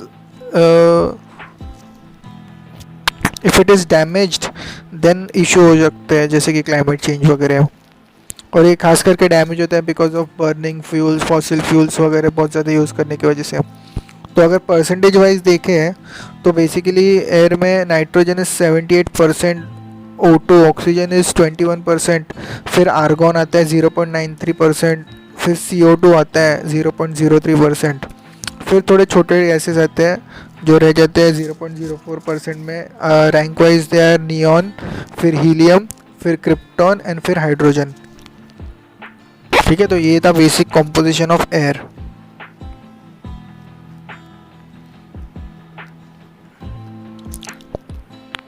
CO2 क्या करता है ना, CO2 traps the heat which is radiated by the earth, जो बाद में बेसिकली जो ग्रीन हाउस गैसेस वगैरह जो होते हैं वो भी, तो उसकी वजह से क्या होता है टेम्परेचर बढ़ने लग गया अर्थ पे, तो वो भी इशू है। पर अगर CO2 नहीं होता तो अर्थ काफ़ी कोल्ड हो जाता था, तो वहाँ पे भी लाइफ नहीं होती अर्थ पे। तो इसके लिए उसमें बैलेंस रखना इम्पोर्टेंट है। तो समझा ना, जैसे कि इंडस्ट्रीज़ बढ़ती है तो स्मोक उसमें से जो निकलता है वो बढ़ता है, तो CO2 बढ़ता है तो टेम्परेचर बढ़ता है। तो अगर बहुत ही ज़्यादा टेम्परेचर बढ़ गया तो it can take us back to Jurassic age. जब टेम्परेचर बढ़ता है वर्ल्ड का तो it causes snow to melt, ठीक है, तो सी लेवल राइज होती है, ठीक है। एंड ऑल्सो ऑब्वियसली इफ़ेक्ट पड़ता है प्लांट्स एंड एनिमल्स पे, डिस्टर्बेंस आता है थोड़ा उनमें भी। फिर ये एयर हो गया, पर अभी एटमॉस्फेयर क्या है, एटमॉस्फेयर बहुत बड़ा है एयर से। और तो स्ट्रक्चर ऑफ एटमॉस्फेयर हम लोग ने कुछ लेयर्स देखे थे पहले, अभी थोड़ा वापस उनको अच्छे से देखते हैं। There are basically 5 layers. Okay, तो नीचे के साइड से जाते हैं ऊपर। सबसे नीचे ट्रोपोस्फियर, ओके, जहाँ पे हमारे जो सारे वेदर फिनोमिना जो हम लोग देखते हैं ना जनरल ऊपर स्काई में देखते हैं, तो वो सारे ट्रोपोस्फियर में हो रहे हैं। ऑल वेदर फिनोमिना जैसे कि रेनफॉल, फॉग, हेल स्टॉर्म वगैरह, ठीक है। Therefore it is most important, this level is most important for us. Troposphere से only it is nearly 15 kilometres from land surface. तो यहाँ पे जो एयर जो घूमती है वो 2 टाइप की होती है, एक हॉट एयर होती है, कोल्ड एयर होती है। कोल्ड एयर थोड़ी ज़्यादा डेंस होती है, इसके लिए हैवी होती है, तो नीचे गिरती है वो, ओके। एंड जो हॉट एयर होती है वो थोड़ी लाइटर होती है, तो ऊपर के साइड जाती है। तो ये ऊपर नीचे ये घूमती रहती है, इसको सर्कुलेशन बोलते हैं। वो कैसे होता है वो सब आगे देखेंगे, अभी यहाँ पे इतने हर एक चीज़ के माइक्रो डिटेल्स में नहीं जा रहे हैं, ठीक है। तो ये ट्रोपोस्फियर हो गया। ट्रोपोस्फियर के ऊपर ट्रोपोपॉज होता है, उसके ऊपर स्ट्रेटोस्फियर होता है। It is nearly up to 50 kilometres, okay. फिर it is almost free from any clouds ज़्यादा करके ट्रोपोस्फियर में होते हैं। देयरफॉर वहाँ पे बाकी के वेदर फिनोमिनन्स नहीं होते हैं, क्लाउड्स नहीं है इसके लिए जो ट्रोपोस्फियर में होते हैं। स्ट्रेटोस्फियर के यहाँ पे it contains the ozone layer to protect from the harmful sun rays, ठीक है। तो इट रिड्यूसेस 1/200 करोड़ रेंज में और जो सन एनर्जी उसको इतना रिड्यूस करके वो फिर अर्थ को भेजती है, ओजोन लेयर। तो इतना इम्पोर्टेंट है वो, अगर डायरेक्ट आ गई तो सब जल जाएंगे। वैसे तो सब जलती ही है किसी ना किसी बात पे, पर सन के रेस से जल जाएंगे तो जल्दी जाएंगे। फिर स्ट्रेटोस्फीयर के ऊपर स्ट्रेटोपोज होते हैं, उसके ऊपर मेसोस्फीयर है। It is nearly up to 80 kilometres, यहाँ पे जो मीटियोर्स वगैरह आते हैं ना, them burn in this range, ठीक है। फिर मीजोस्फीयर के ऊपर मीजोपॉड्स है, उसके ऊपर थर्मोस्फीयर है जहाँ पे आयोनोस्फीयर होता है। एंड आयोनोस्फीयर में आयोनोस्फीयर खास करके it helps radio waves transmission, इसके लिए radio waves can reflect back from year, तो वहाँ पे काफ़ी सैटेलाइट्स वगैरह होते हैं। थर्मोस्फीयर में सडन टेम्परेचर राइज होता है रैपिडली, ओके, विथ हाइट। तो थर्मोस्फीयर नियरली 80 to 400 किलोमीटर जाते हैं। एंड फिर उसके बाद एक्सोस्फीयर है, वो काफ़ी थिन है, वहाँ पे लाइट गैसेस होते हैं जैसे कि हीलियम, हाइड्रोजन, ठीक है। एंड देन वो they start floating into space, and फिर स्पेस शुरू होती है। तो धीरे धीरे लाइटर बनते जाते हैं आगे, एंड फिर वहाँ से स्पेस शुरू होती है। तो ये हो गया 5 लेयर ऑफ द एटमॉस्फेयर। तो ऐसी सब चीज़ें हैं। इसके पहले हम लोगों ने अर्थक्वेक देखा ना, तो अर्थक्वेक का एक एग्जांपल है, जैसे कि एक नोट था कि जब अर्थक्वेक आने वाला होता है तो हमको इतना क्लियरली नहीं समझता, पर एनिमल्स वगैरह को बहुत अच्छे से समझता है। एनिमल्स, फिश, स्नेक, वो सब बाहर आ जाते हैं, दे स्टार्ट रनिंग वगैरह, तो वो भी कुछ इंडिकेशंस ले सकते हैं हम लोग, मतलब नेचुरल फिनोमेनन्स कैसे, उसका एक एग्जाम्पल था बस वो। फिर अगर मून की बात करें, there is no air on moon, okay. तो एस्ट्रोनॉट्स भी जो स्पेस में बेसिकली जाते हैं, दे वेयर दैट सूट। क्यों? बिकॉज वहाँ पे एयर का काउंटर प्रेशर होता है, वो ब्लड के वेसल्स को ये कर देगा, इसके लिए वो काउंटर प्रेशर ना आए। बेसिकली एयर का प्रेशर ही नहीं होता ना, तो वहाँ पे काउंटर प्रेशर आ जाता है ब्लड पे, तो उसके वजह से इशू हो सकता है। इसके लिए हम लोग सूट पहनते हैं जहाँ पे प्रॉपर एयर प्रेशर बॉडी पे मेंटेन रहता है, जो जैसा अर्थ पे रहता है वैसे। तो काउंटर प्रेशर से बचने के लिए हम लोग सूट पहनते हैं। फिर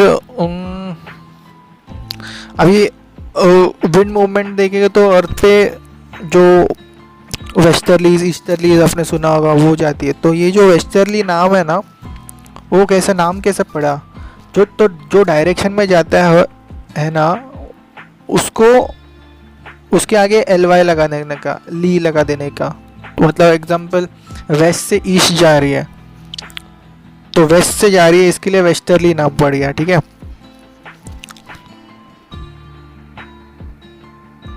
तो जो टेम्परेचर होता है, बाद में टेम्परेचर की बात करें तो टेम्परेचर डिटरमाइंस हॉटनेस और कोल्डनेस, ठीक है। तो डिग्री सेल्सियस है उसका यूनिट। तो 0 डिग्री पे वाटर फ्रीज होता है और 100 डिग्री पे वाटर बॉयल होता है, तो ये बेसिक है, ठीक है। और टेम्परेचर है जो है ना, it changes as per day और नाइट, या फिर सीजन्स के अकॉर्डिंग भी, मतलब समर में ज़्यादा होता है, विंटर में कम होता है। एंड ये इसका concept is related to insolation. जो सन के रेज आते हैं उनको इंसोलेशंस बोलते हैं। मतलब इंसोलेशन का फुल फॉर्म है इनकमिंग सोलर एनर्जी रेडिएशन, ठीक है। इनकमिंग सोलर एनर्जी पकड़ लो, ओके। तो वो अर्थ पर आते हैं, सो वो जिस डायरेक्शन में, जिस रेंज में, जिस इंटेंसिटी के साथ आते हैं, वैसे वहाँ पे टेम्परेचर होता है। फिर अगर देखेंगे तो टेम्परेचर जनरली ऐसा देखा कि सिटीज़ में थोड़ा ज़्यादा है विलेजेस से, क्योंकि सिटीज़ में ज़्यादा करके कंक्रीट, मेटल, एसफाल्ट वगैरह ये सारी चीज़ें बहुत ज़्यादा यूज़ होती हैं। तो हीट क्या होता है, हीट डे में कैप्चर होती है और it starts releasing in the night, तो इसीलिए रात को भी गर्म वगैरह होता है यहाँ पे, जैसे कि विलेजेस में इतना नहीं होता, ठीक है। तो टेम्परेचर का, इंसोलेशन का कॉन्सेप्ट समझाना। Temperature reduces near the poles. देखो इक्वेटर पे कैसे होता है, सन का स्ट्रेट रेज इक्वेटर पे गिरता है, और जैसे जैसे आप पोल की तरफ जाओगे तो वो कर्वेचर आ जाता है ना, तो कर्वेचर की वजह से सन के रेज थोड़े स्लांटेड हो जाते हैं, तो उनकी इंटेंसिटी उतनी नहीं होती जितनी स्ट्रेट इक्वेटर पे गिरती है तभी होती है। तो वो कम होने की वजह से वहाँ पे इंसोलेशन थोड़ा सा कम इंटेंसिटी की आती है वहाँ, इसके लिए वहाँ पे पोल की तरफ कम से कम होते जाता है टेम्परेचर। तो बेसिकली इक्वेटर से पोल की तरफ insolation reduces, therefore temperature reduces. फिर मूवमेंट ऑफ एयर तो हम लोग ने देख लिया कैसा मूवमेंट ऑफ एयर होता है हाई प्रेशर एरिया से लो प्रेशर एरिया तक, तो ये मूवमेंट को विंड बोलते हैं ना हम लोग। तो विंड का वर्क्स वगैरह सब देख लिया, बेसिक। फिर एयर प्रेशर क्या है, एयर प्रेशर, और it is also called as atmospheric pressure. It is basically the It is the force per unit area exerted on the earth's surface by a weight of air which is above the surface. ठीक है, मतलब air mass का जो wait है, जो air mass बनाते हैं जो मॉलिक्यूल्स, उनका वेट जो गिरता है सरफेस के ऊपर यूनिट एरिया के ऊपर, तो वो एयर प्रेशर देता है.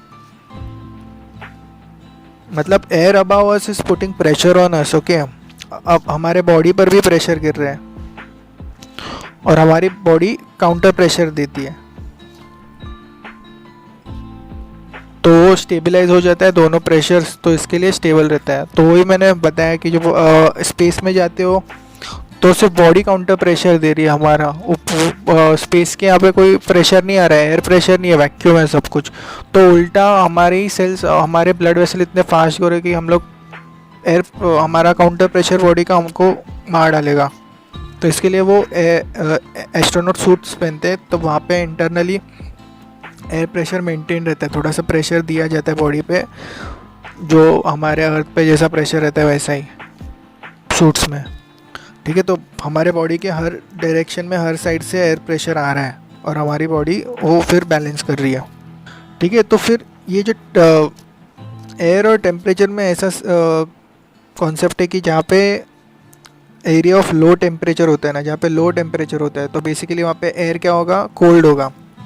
ठीक है, तो जो कोल्ड एयर होता है वो थोड़ा हैवी होता है, तो हैवी होने की वजह से वो सिंक करता है. ओके, वो एयर मास सिंक होता है और सिंक होने की वजह से जो स्काई है ना वो काफ़ी क्लियर एंड क्लियर दिखता है, और सिंक होने की वजह से वहाँ पे प्रेशर गिरता है, इसके लिए वो हाई प्रेशर एरिया बन जाता है. और इसका उल्टा है लो प्रेशर एरिया, जहाँ पे क्लियर नहीं, जहाँ पे क्लाउडी स्काई वगैरह होता है.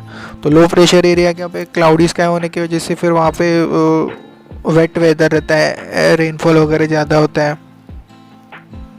ठीक है, मतलब वहाँ पे टेम्परेचर थोड़ा ज़्यादा होता है, टेम्परेचर बढ़ता है तो एयर कैसा होता है, एयर राइज होती है.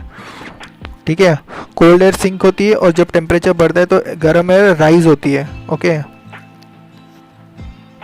तो राइज हो गई, तो वो एरिया जहाँ से राइज हो गया वो लो प्रेशर एरिया बन गया, तो उसको भरना पड़ता है. इसके लिए बाद में वहाँ पे रेनफॉल हो जाता है. तो अभी इतना नहीं समझ रहा आ रहा, तो आगे हम लोग जो फिजिकल ज्योग्राफी देखेंगे 11th के NCERT में, वहाँ पे क्लियरली समझ में आ जाएगा ये concept low pressure and high pressure of air का, क्योंकि उसके ऊपर ही रेनफॉल और रेनफॉल नहीं होने का कॉन्सेप्ट डिपेंडेंट है. उसको भरने के लिए रेनफॉल नहीं होता लो प्रेशर एरिया को, बट लो प्रेशर एरिया से रिलेटेड है रेनफॉल. वो कैसे है वो आगे देखेंगे. अगर वेदर इंडस्ट्री में जो इंस्ट्रूमेंट्स यूज़ होते हैं, जैसे कि टेम्परेचर के लिए थर्मामीटर है, रेनफॉल के लिए रेन गेज है, एयर प्रेशर के लिए बैरोमीटर है, विंड के डायरेक्शन के लिए विंड वाल्व है, तो ये कुछ बेसिक इंस्ट्रूमेंट्स है. और एयर प्रेशर का कॉन्सेप्ट डेंसिटी के सिमिलर ही है, मतलब जो weight of the air on, air pressure is basically weight of the air on earth surface ना, तो it is similar to density. कैसे कि जैसे जैसे हाइट बढ़ता जाता है वैसे वैसे एयर प्रेशर कम होता है. ठीक है, मतलब सबसे ज़्यादा एयर प्रेशर कहाँ पे रहेगा, वो होगा सी लेवल पे. जैसे कि डेंसिटी, क्योंकि एयर में डेंसिटी सबसे ज़्यादा, जहाँ पे ज़्यादा डेंसिटी वहाँ पे ज़्यादा एयर प्रेशर, और सबसे ज़्यादा डेंसिटी कहाँ पे, सी लेवल पे. तो इसके लिए एयर प्रेशर भी सबसे ज़्यादा सी लेवल पे होता है. और जैसे आप माउंट एवरेस्ट वगैरह चढ़ते जाओगे तो जैसे जैसे ऊपर ऊपर जाओगे तो एयर प्रेशर कम होने लग जाएगा. ठीक है, तो अभी थोड़ा सा रेन साइकिल वगैरह कैसी, वो भी थोड़ा सा एक बार थोड़ा सा देख लेते हैं. पर इसके पहले जो विंड जो होती है उसमें देखो परमानेंट टाइप विंड्स कौन से होते हैं. एक तो होते ट्रेड विंड्स, फिर वेस्टर्लीज, ईस्टर्लीज वो आते हैं. ठीक है, जो permanent winds as I said, उनका नेमिंग कैसा होता है, नेम्ड जो डायरेक्शन में जाती है. वैसे समझो फ्रॉम नॉर्थ ईस्ट कोई विंड जा रही है तो उसको नॉर्थ ईस्ट ट्रेड विंड बोलेंगे. ओके, तो नॉर्थ ईस्ट डायरेक्शन से आ रही है, मतलब जहाँ से आ रही है नॉर्थ ईस्ट रीजन से आ रही है, तो इसको नॉर्थ ईस्ट ट्रेड विंड बोलेंगे. ओके, जहाँ पे जा रही है उसको नहीं, जहाँ से आ रही है वहाँ पे से नाम आता है. मतलब वेस्ट से ईस्ट जा रही है तो नाम क्या आएगा, वेस्टर्ली, क्योंकि वेस्ट से आ रही है. और इनका कैसा है, जो परमानेंट विंड्स है they blow in particular direction throughout the year, वो आगे देखेंगे डिटेल में। फिर विंड में कभी कभी सीजनल चेंजेस होते हैं, चेंज ऑफ डायरेक्शन होते हैं ड्यूरिंग सीजन्स, एग्जांपल मानसून में मानसून विंड्स के हिसाब से। फिर लोकल रीजन में भी विंड में चेंजेस होते हैं, they blow during only particular period of the day और नाइट। एग्जांपल एक छोटे एरिया में जैसे कि लैंड ब्रीज या फिर सी ब्रीज जो बीच के यहाँ पे होती है, या फिर हॉट एंड ड्राई विंड जो होती है नॉर्दर्न प्लेन में जिसको लू बोलते हैं, LOO, तो वो लोकल विंड्स के एग्जाम्पल्स है ये। फिर कैसे कैसे विंड के हिसाब से कौन से एरियाज कितने कितने प्रोन, जैसे कि Odisha region is more prone to cyclone and super cyclone. ठीक है, ठीक है। तो डेंसिटी हो कि सैलिनेशन वगैरह वो भी इफेक्ट करता है थोड़ा थोड़ा। पर देखो बेसिकली वे ऑफ ओडिशा कहाँ पे, वे ऑफ बंगाल के पास, तो ओरिजिन उसका वे ऑफ बंगाल में होगा। तो वहाँ पे जब डिप्रेशन बनेगा, लो प्रेशर एरिया समझो नियर पोर्ट ब्लेयर या फिर नियर गल्फ ऑफ थाई के यहाँ पे, तो वहाँ पे जनरली वो डिप्रेशन बनता है और वहाँ से फिर वो साइक्लोन टाइप चीज़ें बनती है। तो जो मूवमेंट ऑफ एयर है ना, इट कैन बी, जिसको विंड बोलते हैं, it can be strong movement also and gentle movement also. और दूसरा है जो मॉइस्चर होता है ना एयर में, उसको ह्यूमिडिटी बोलते हैं। ओके, मतलब समझो जितना वार्म होगा एयर उतना वो एक्सपैंड करेगा। ठीक है, क्योंकि एज आई सेड कोल्ड जो होता है वो ज़्यादा डेंस होता है, इसके लिए नीचे गिरता है, और जो वार्म होता है वो लाइटर होता है, उसके मतलब उसके अंदर जो एटम्स होते हैं थोड़े से दूर दूर रहते हैं। तो वार्म जितना होगा तो उतना एक्सपैंड करेगा। ठीक है, तो उसकी capacity to hold water vapour बढ़ेगी क्योंकि वो एक्सपांडेड है। तो जितना ज़्यादा वार्म होगा तो उतना वाटर वेपर पकड़ेगा, तो उतना ज़्यादा ह्यूमिड हो जाएगा वो। ठीक है, तो इसके लिए स्पेशली सिटीज़ लाइक मुंबई वगैरह वहाँ पे ह्यूमिडिटी बहुत ज़्यादा है बीच के यहाँ पे, तो वहाँ पे पसीना वगैरह थोड़ा ज़्यादा आता है। तो बेसिकली रेन साइकिल कैसी है, देखो बेसिकली क्या होता है, वाटर जो होता है समझो सरफेस पे वाटर है, इट इवेपोरेट्स। ठीक है, इट इवेपोरेट्स क्यों, ड्यू टू सन का हीट। ओके, तो जब वो इवेपोरेट होता है सन के हीट की वजह से, तो ऊपर जा रहा है तब वो वाटर वेपर बन जाता है। ठीक है, तो जैसे वो ऊपर ऊपर जाता रहता है, तो समझो नीचे हो तो ज़्यादा टेम्परेचर लगेगा, अगर माउंटेन के ऊपर जाओगे तो कम टेम्परेचर लगेगा ना, तो ऊपर ऊपर जाते हुए टेम्परेचर कम होता है। तो जैसे जैसे वो वाटर वेपर जो है ना सर्फ इवेपोरेशन होने के बाद, वाटर वेपर होने के बाद ऊपर ऊपर जाता है, तो उसका टेम्परेचर कम कम होते जाता है, मतलब वो कूलिंग होने लग जाता है। कूलिंग होने लग जाए तो बात वो सब पास पास में आने लग जाते हैं और डेंस बन जाते हैं, तो उसके लिए कंडेंसेशन हो जाता है। तो कंडेंस होने के बाद वो होता है, वो ड्रॉपलेट फॉर्मेशन हो जाता है उसमें। ओके, तो ड्रॉपलेट जो होते हैं वो एक मास बनाते हैं जिसको क्लाउड मास बोलते हैं, और जब क्लाउड मास का कैपेसिटी एक होता है उससे ज़्यादा वो भर गया, तो उसके बाद वो मतलब अभी वो भी है, प्लस ऊपर से जो विंड मानसून विंड्स वगैरह होती है, या फिर क्लाउड्स वो हिमालयन रेंज को हिट करते हैं उसके वजह से वगैरह, तो वो क्लाउड जब बहुत ज़्यादा हैवी बन जाते हैं to float in the air. Okay, तो वो बाद में उसमें से वाटर ड्रॉपलेट्स नीचे गिरते हैं, जिसको प्रेसिपिटेशन बोलते हैं, मतलब बेसिकली रेनफॉल होता है। ठीक है, तो ये कॉन्सेप्ट है रेनफॉल का, रेन साइकिल का।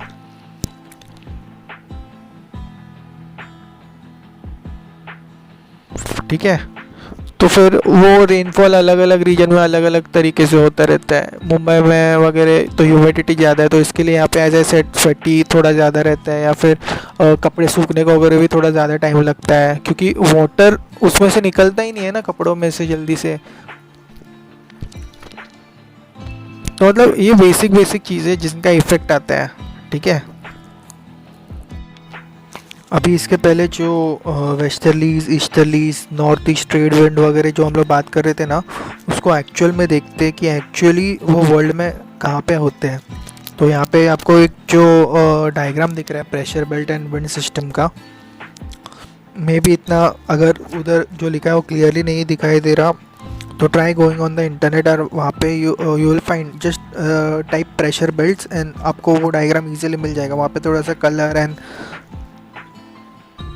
शायद ज़्यादा क्लियरली दिखेगा, वरना यहाँ से भी आपको समझ में आ रहा ही होगा। तो उसमें कैसा है बेसिकली, इसके पहले हम लोग ने प्रेशर बेल्ट्स देख लिए थे, मतलब high pressure belt, low pressure belt, जो शायद फर्स्ट लेक्चर में मैंने कवर कर लिया था। साउथ पोल कहाँ पे, कौन से लैटिट्यूड पे Tropic of Cancer, Tropic of Capricorn वगैरह आगे आता है। तो सब पहले के लेक्चर में कवर कर लिया है, फिर भी यहाँ पे आपको और वापस एक बार वो समझेगा। सी बेसिकली जहाँ पे इक्वेटर है ना, ओके, इक्वेटर जो है वहाँ पे वो बनता है equatorial low pressure belt. Okay, तो इक्वेटर के यहाँ पे लो प्रेशर बेल्ट है जिसको डोल्ट्रम्स बोलते हैं। तो वो किधर पे आएगा, 0 डिग्री पर आएगा। ओके, ठीक है, तो 0 डिग्री लैटिट्यूड पे इक्वेटोरियल लो प्रेशर बेल्ट जिसको डोल्ट्रम बोलते हैं। तो उसके ऊपर के साइड पे, इक्वेटर के ऊपर क्या आता है, ट्रॉपिक ऑफ कैंसर, इक्वेटर के नीचे आता है ट्रॉपिक ऑफ कैप्रिकॉर्न। ठीक है, तो वो Tropic of Cancer 23.5 degree north पर आता है और Tropic of Capricorn 23.5 degree south पर आता है। ठीक है, तो उनसे थोड़ा सा ऊपर आप जाओगे ना तो you will find 30 degree north to 35 degree north, वहाँ पे you will find subtropical region, subtropical high pressure region में subtropical high pressure belt आता है वहाँ पे। ओके, जिसको हॉर्स लैटिट्यूड बोलते हैं।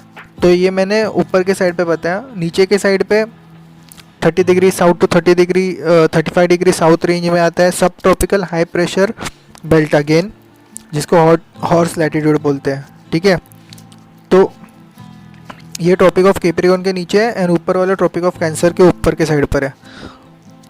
ठीक है, फिर उसके ऊपर 60 डिग्री के रेंज में, 60 टू 65 डिग्री के रेंज में सब पोलर लो प्रेशर बेल्ट आता है नॉर्थ साइड पे एंड साउथ साइड पे भी 60 टू 65 डिग्री के रेंज साउथ साइड पे सब polar low pressure belt. And फिर फाइनली 90 डिग्री के यहाँ पे नॉर्थ पे high pressure and 90 degree south पे भी हाई प्रेशर है। ठीक है, तो ये हो गया प्रेशर रीजन्स। अभी देखते विंड सिस्टम्स इनके बीच में। तो जो इक्वेटर के यहाँ पे मैंने बोला ना, इक्वेटोरियल लो प्रेशर बेल्ट है जिसको डोल्ट्रम्स बोलते हैं, उसके ऊपर के साइड से नॉर्थ ईस्ट ट्रेड विंड्स आते हैं एंड नीचे के साइड से साउथ ईस्ट ट्रेड विंड आते हैं। ठीक है, तो ऊपर के साइड पे आप देखोगे तो नॉर्थ ईस्ट ट्रेड विंड मतलब नॉर्थ ईस्ट डायरेक्शन से आ रहे हैं एंड साउथ वेस्ट डायरेक्शन में जा रहे हैं। ठीक है, ठीक है, और नीचे के साइड से south east trade winds south east से आ रहे हैं एंड नॉर्थ वेस्ट डायरेक्शन में जा रहे हैं। तो 0 डिग्री जहाँ पे इक्वेटर है ना, तो वहाँ पे दोनों कॉन्वर्ज करते हैं, आपको डायग्राम में दिख रहा होगा। फिर उसके ऊपर के साइड पे ट्रॉपिकल सब ट्रॉपिकल हाई प्रेशर बेल्ट है 30 degree north to 35 degree north. तो उसके ऊपर जो विंड सिस्टम है वहाँ पे प्रिवेलिंग विंड से उसको बोलते हैं प्रिवेलिंग वेस्टर्लीज। ओके, वेस्टर्लीज मतलब वो वेस्ट डायरेक्शन से आ रही है और नॉर्थ ईस्ट डायरेक्शन जा रही है। ठीक है, फिर उसके ऊपर है सब पोलर लो प्रेशर बेल्ट, उसके ऊपर आते हैं पोलर ईस्टर्लीज, मतलब वो ईस्ट डायरेक्शन से आके साउथ वेस्ट डायरेक्शन में जा रहे हैं। ठीक है, तो ये मैंने ऊपर का साइड समझा दिया। अभी नीचे के साइड पे भी वैसा ही है, ऑपोजिट्स जाते हैं। तो नीचे हम लोगों ने साउथ ईस्ट ट्रेड विंड समझ लिए, उसके नीचे सब ट्रॉपिकल हाई प्रेशर बेल्ट है हॉर्स लैटिट्यूड्स। ठीक है, और वहाँ पे भी नीचे प्रिवेलिंग वेस्टर्लीज है। तो आप डायग्राम में देखोगे तो दोनों जगह प्रिवेलिंग वेस्टर्लीज है, पर दोनों का डायरेक्शन अलग है, क्योंकि जो ऊपर वाला वेस्टर्लीज है वो नॉर्थ ईस्ट डायरेक्शन में जा रहा है, नीचे वाला वेस्टर्लीज जो है वो साउथ ईस्ट डायरेक्शन में जा रहा है। ठीक है, दोनों भी वेस्ट से ईस्ट ही जा रहे हैं, पर वो डायरेक्शन अलग है क्योंकि हेमिस्फीयर्स अलग है। फिर उसके नीचे सब पोलर लो प्रेशर बेल्ट, उसके नीचे 60 डिग्री साउथ के यहाँ पे, तो उसके नीचे पोलर ईस्टर्लीज वो ईस्ट से आ रही है एंड नॉर्थ वेस्ट डायरेक्शन में जा रहे हैं। ठीक है, तो ये मैंने जब जैसे बताया तो शायद कंफ्यूजिंग लगता है, पर आप बस वो डायग्राम देखते रहो, डायग्राम से आपको सब कुछ समझ में आ जाएगा। फिर जनरल जोग्राफिकल फिनोमेना, जैसे कि अभी आप जेट प्लेन कोई आसमान में उड़ते हुए देखोगे तो व्हेन उसके पीछे जो एक वाइट टाइप लाइन बन जाती है ना, white trail, it is basically जो मॉइस्चर फ्रॉम द इंजन है ना, जो निकलता है जेट प्लेन के, वो कंडेंस हो रहा होता है, तो इसके लिए वो वाइट लाइन बन जाती है। और वहाँ पे इतना ऊपर है, इसके लिए ऐसी एयर है नहीं वहाँ पे जितनी ग्राउंड के पास होती है, तो वहाँ पे एयर नहीं है वो धुएं को क्या बोलते हैं डिस्टर्ब करने के लिए, तो इसके लिए वो लाइन दूर तक बन जाती है। ठीक है, फिर रेनफॉल तो समझ लिया, उसमें प्रेसिपिटेशन मतलब ही रेनफॉल, बट लिक्विड वाला टाइप रेनफॉल होता है, बाकी जो सॉलिड वगैरह होते हैं वो भी अलग अलग होते हैं, वो आगे देखेंगे। प्लांट्स तो हर जगह इंपॉर्टेंट रोल प्ले करती है, जैसे कि they play an important role to preserve the ground water also. वो इरोजन नहीं होने देते वाटर का जल्दी, तो सीपेज होता है वाटर का, ग्राउंड वाटर लेवल बढ़ता है। तो इसीलिए अगर लो लाइंग एरियाज में के प्लांट्स कट किए जाते हैं तो वहाँ पे फ्लडिंग बहुत ज़्यादा लेवल पे होता है, अगर नहीं कट किए जाते तो थोड़ा कंट्रोल रहता है फ्लड। तो प्रेसिपिटेशन जो मैंने बोला, it is in other forms also, जैसे कि स्नो है, हेल है, स्लीट है। ठीक है, अभी रेनफॉल में भी 3 टाइप्स होते हैं। एक पहला है साइक्लोनिक रेनफॉल। अभी साइक्लोनिक रेनफॉल क्या है, it is sometimes also called as frontal rainfall. मतलब इसमें क्या होता है, it is caused when 2 air masses of different temperatures meet, मतलब कोल्ड एयर का मास एंड वार्म एयर का मास। सो क्या होता है, warm air and cold air mix नहीं होते क्योंकि वो लोग दोनों की डेंसिटीज अलग अलग होती है। ठीक है, तो क्या होता है, वार्म एयर जो होती है इट राइजेस, क्योंकि वो हल्का होती है, तो हल्की होती है तो ऊपर जाती है, और कोल्ड एयर डेंस होती है तो नीचे गिरती है, हैवी होती है ना। तो जैसे जैसे वार्म एयर ऊपर जाती है तो ठंडी ठंडी होती जाती है, तो वो कंडेंसेशन होता जाता है, और कंडेंसेशन एक लेवल के बाद वो प्रेसिपिटेशन हो जाता है, जो हम लोग ने रेन साइकिल में देखा। ठीक है, तो क्योंकि कोल्ड एयर नीचे आई इसीलिए वार्म एयर को ऊपर जाना पड़ा, वो जगह बना दी ना कोल्ड एयर ने, तो वार्म एयर को ऊपर जाना पड़ा, और वार्म एयर फिर ठंडी हो गई, और उसकी वजह से जो रेनफॉल होता है कंडेंसेशन की वजह से वार्म एयर के, तो उसको साइक्लोनिक रेनफॉल बोलते हैं। फिर दूसरा है कन्वेक्शनल रेनफॉल, जो ज़्यादा करके इक्वेटोरियल एरिया में होता है। क्या होता है कन्वेक्शनल रेनफॉल में, क्या होता है, खास करके इक्वेटोरियल रीजन में एरिया में, in this areas the surface gets heated at higher intensity because of the sun's heat rays directly वहाँ पे गिरती है, इसके लिए, जो हम लोग ने पहले देखा है।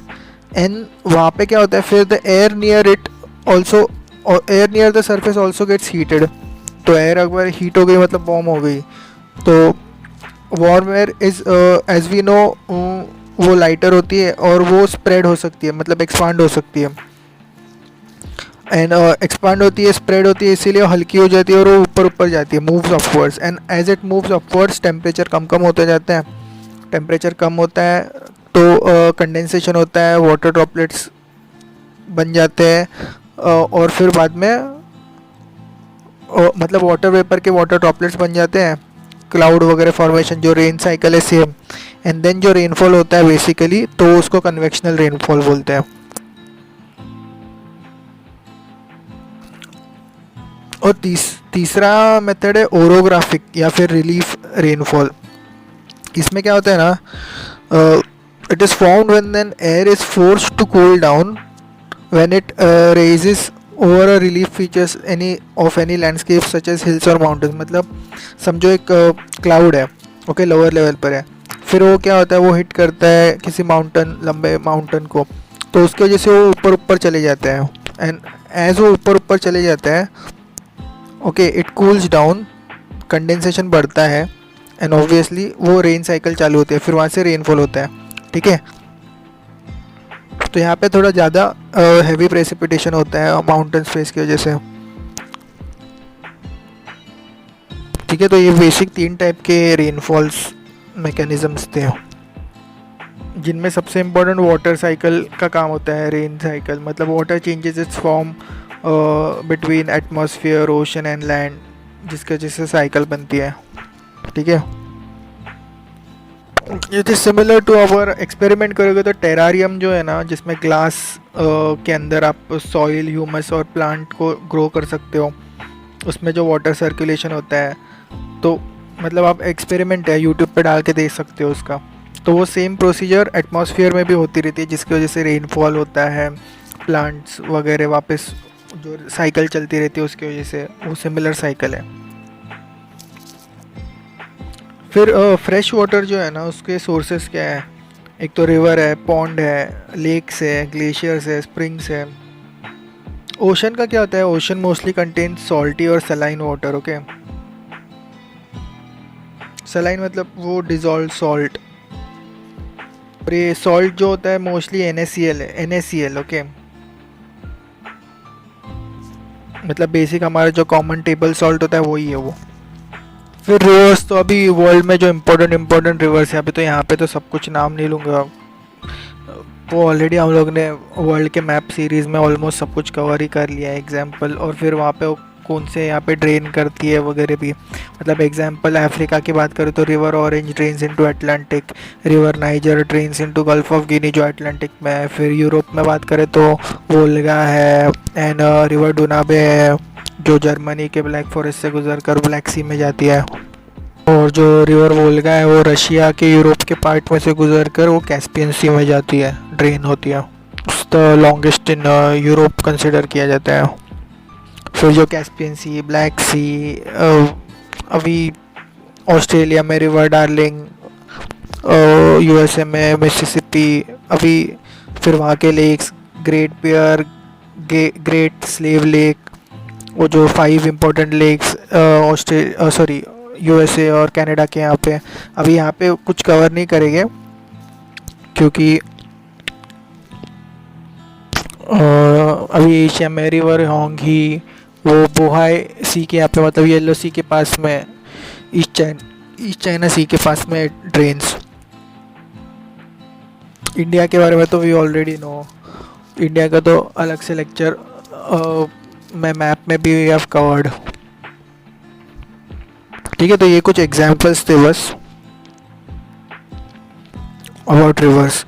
वाटर डिस्ट्रीब्यूशन जो है ना, सी बेसिकली ओशन जो है ना, ओशन वाटर में इट कवर्स नियरली 97.3% वाटर का। और ओशन जो होता है वो सलाइन होता है, ठीक है। तो सलाइन होने की वजह से इतना पानी अपन डायरेक्ट फ्रेश वाटर के लिए यूज़ नहीं कर सकते ना, कोई नॉर्मल काम के लिए।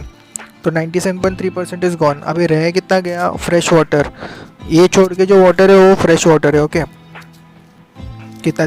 2.7 कुछ %। तो फ्रेश वाटर में क्या कैसा डिवीजन से वाटर डिस्ट्रीब्यूशन है? फ्रेश वाटर में अंडर है, तो उसमें 2% नियरली आइस कैप है, मतलब आइस में है। फिर 0.68% ग्राउंड वाटर है। फिर फ्रेश वाटर लेक से 0.009%। फिर इनलैंड सी है 0.009% वो भी। फिर एटमॉस्फेयर में 0.0019% है। फिर रिवर 0.0001%, मतलब ऑलमोस्ट सबसे कम फ्रेश वाटर में।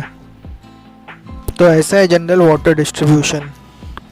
मार्च 22 is considered world water day. Salinity मतलब बेसिकली क्या होता है? ये सैलिनिटी जो बात करें, it is the amount of salt basically considered in grams present in 1 kg water. तो एवरेज सैलिनिटी क्या है जनरल ओशंस की वगैरह? तो it is nearly 35 ppt parts पर 1000 और ग्राम्स पर लीटर। अभी सबसे ज़्यादा कहाँ पे है? डेंस डेड सी जो है ना इज़राइल के पास में, it is an endorheic basin, मतलब it has no outlet, therefore Dead Sea becomes more saltier. Okay, मतलब जो वाटर इवेपोरेट हो जाता है उसके बाद सॉल्ट ही रह जाता है वहाँ पे। और डेड सी का इज़ नियरली 340 ग्राम्स पर लीटर है सैलिनिटी।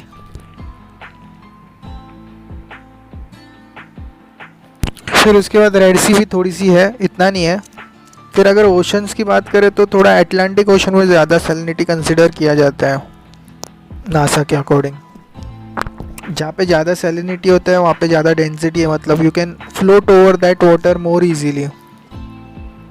ओशन मूवमेंट जो होते हैं उसमें वेव्स जो होते हैं majorly because of the winds.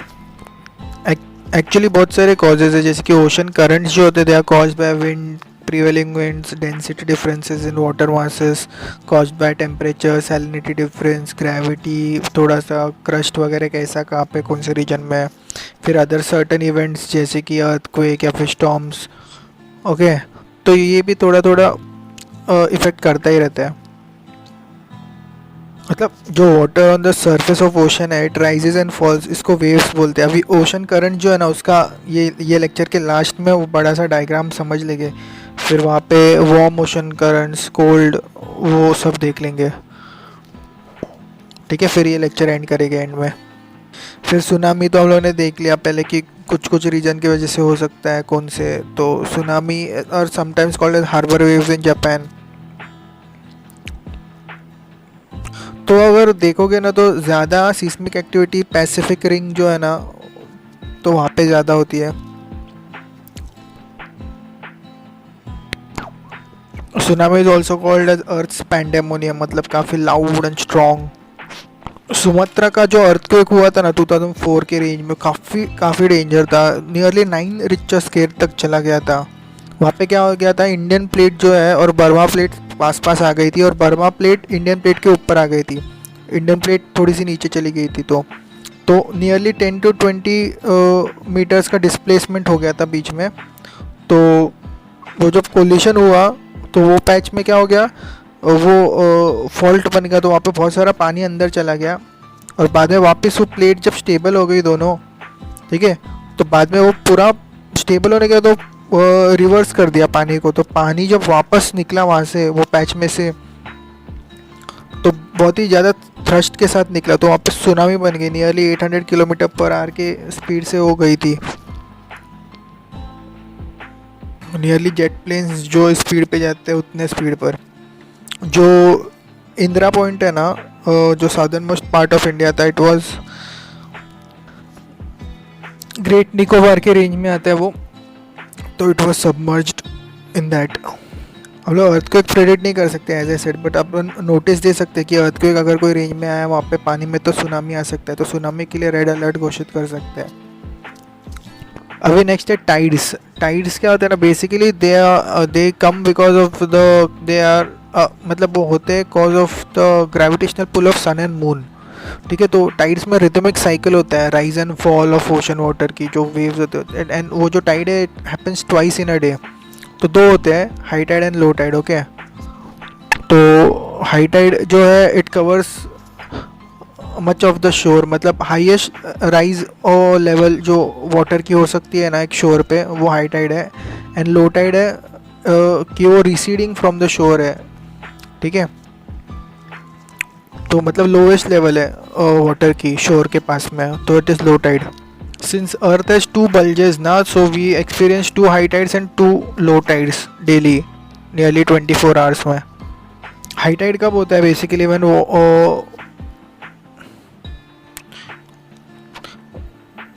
water which is close to the moon, it is pulled by the moon. okay, so मतलब ज़्यादा करके मून का ही इफेक्ट पड़ता है, सन का बहुत कम पड़ता है। मून का ग्रेविटेशनल पुल जो इफेक्ट क्रिएट करता है उसको टाइडल फोर्स बोलते हैं। तो वो जो पुल करता है इसकी वजह से वो वाटर ऊपर खींचा जाता है ना, तो जो बल्ज करता है वाटर, तो हाई टाइड बन जाती है। मून के साइड पे, मतलब जहाँ पे से मून गुजरता है वहाँ पे हाई टाइड होती है, और ऊपर के साइड पे, नीचे के साइड पे low tide. This rise and fall of the water can be used to generate electricity too and जो हाई टाइड है it helps in navigation, fishing. ठीक है, जब राइज ऑफ वाटर होता है नियर द शोर, तो ship can reach easily to the harbour. ठीक है, फिर 2 इंपॉर्टेंट टाइप्स ऑफ टाइड होते हैं, स्प्रिंग टाइड एंड नीप टाइड। अभी देखो, एक होता है full moon and new moon, जो हम लोगों ने पहले ही देख लिया है। न्यू मून मतलब क्या, जब सन और अर्थ के बीच में मून आ जाएगा ना, तो उसको न्यू मून बोलते हैं। और फुल मून मतलब क्या, जब अर्थ बीच में आएगा, किसके, सन के एंड मून के, तो वो होता है फुल मून। ठीक है, अर्थ बीच में आएगा सन के एंड मून के, तो फुल मून, एंड मून बीच में आएगा सन के एंड अर्थ के, तो न्यू मून। तो ये दोनों जगह पर जो टाइड बनती है, ओके, मतलब हॉरिजॉन्टली ये तीनों सामने एक दूसरे के लाइन में आ जाएंगे, तो जो टाइड बनती है, ठीक है, it is considered highest tide, तो वो स्प्रिंग टाइड होती है, ठीक है। ये स्प्रिंग टाइड का कॉन्सेप्ट है। फिर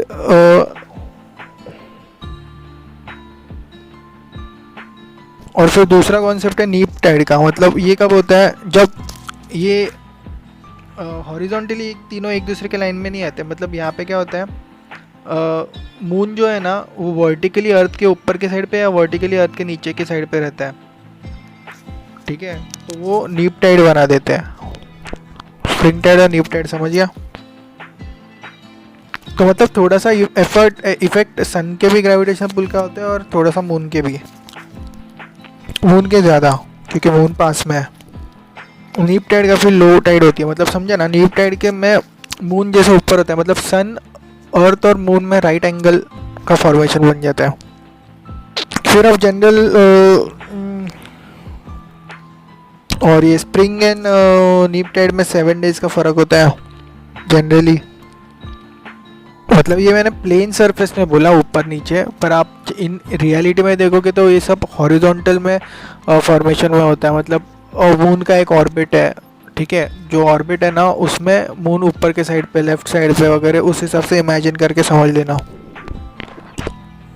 फिर इन जनरल आप इंटरनेट पे डाल सकते हो कि मून साइकिल कैसी होती है। जैसे कि समझो राइट हैंड साइड पे सन है, तो वहाँ से जो सन रेज आ रहे हैं, ठीक है, तो पहले सामने आएगा न्यू मून, फिर वो ऊपर जाएगा तो बनेगा फर्स्ट क्वार्टर, ठीक है। फिर बाद में अर्थ के लेफ्ट हैंड साइड पे जाएगा, मतलब सन अर्थ, और बाद में उसके पीछे मून जब आएगा तो वो फुल मून बन जाता है।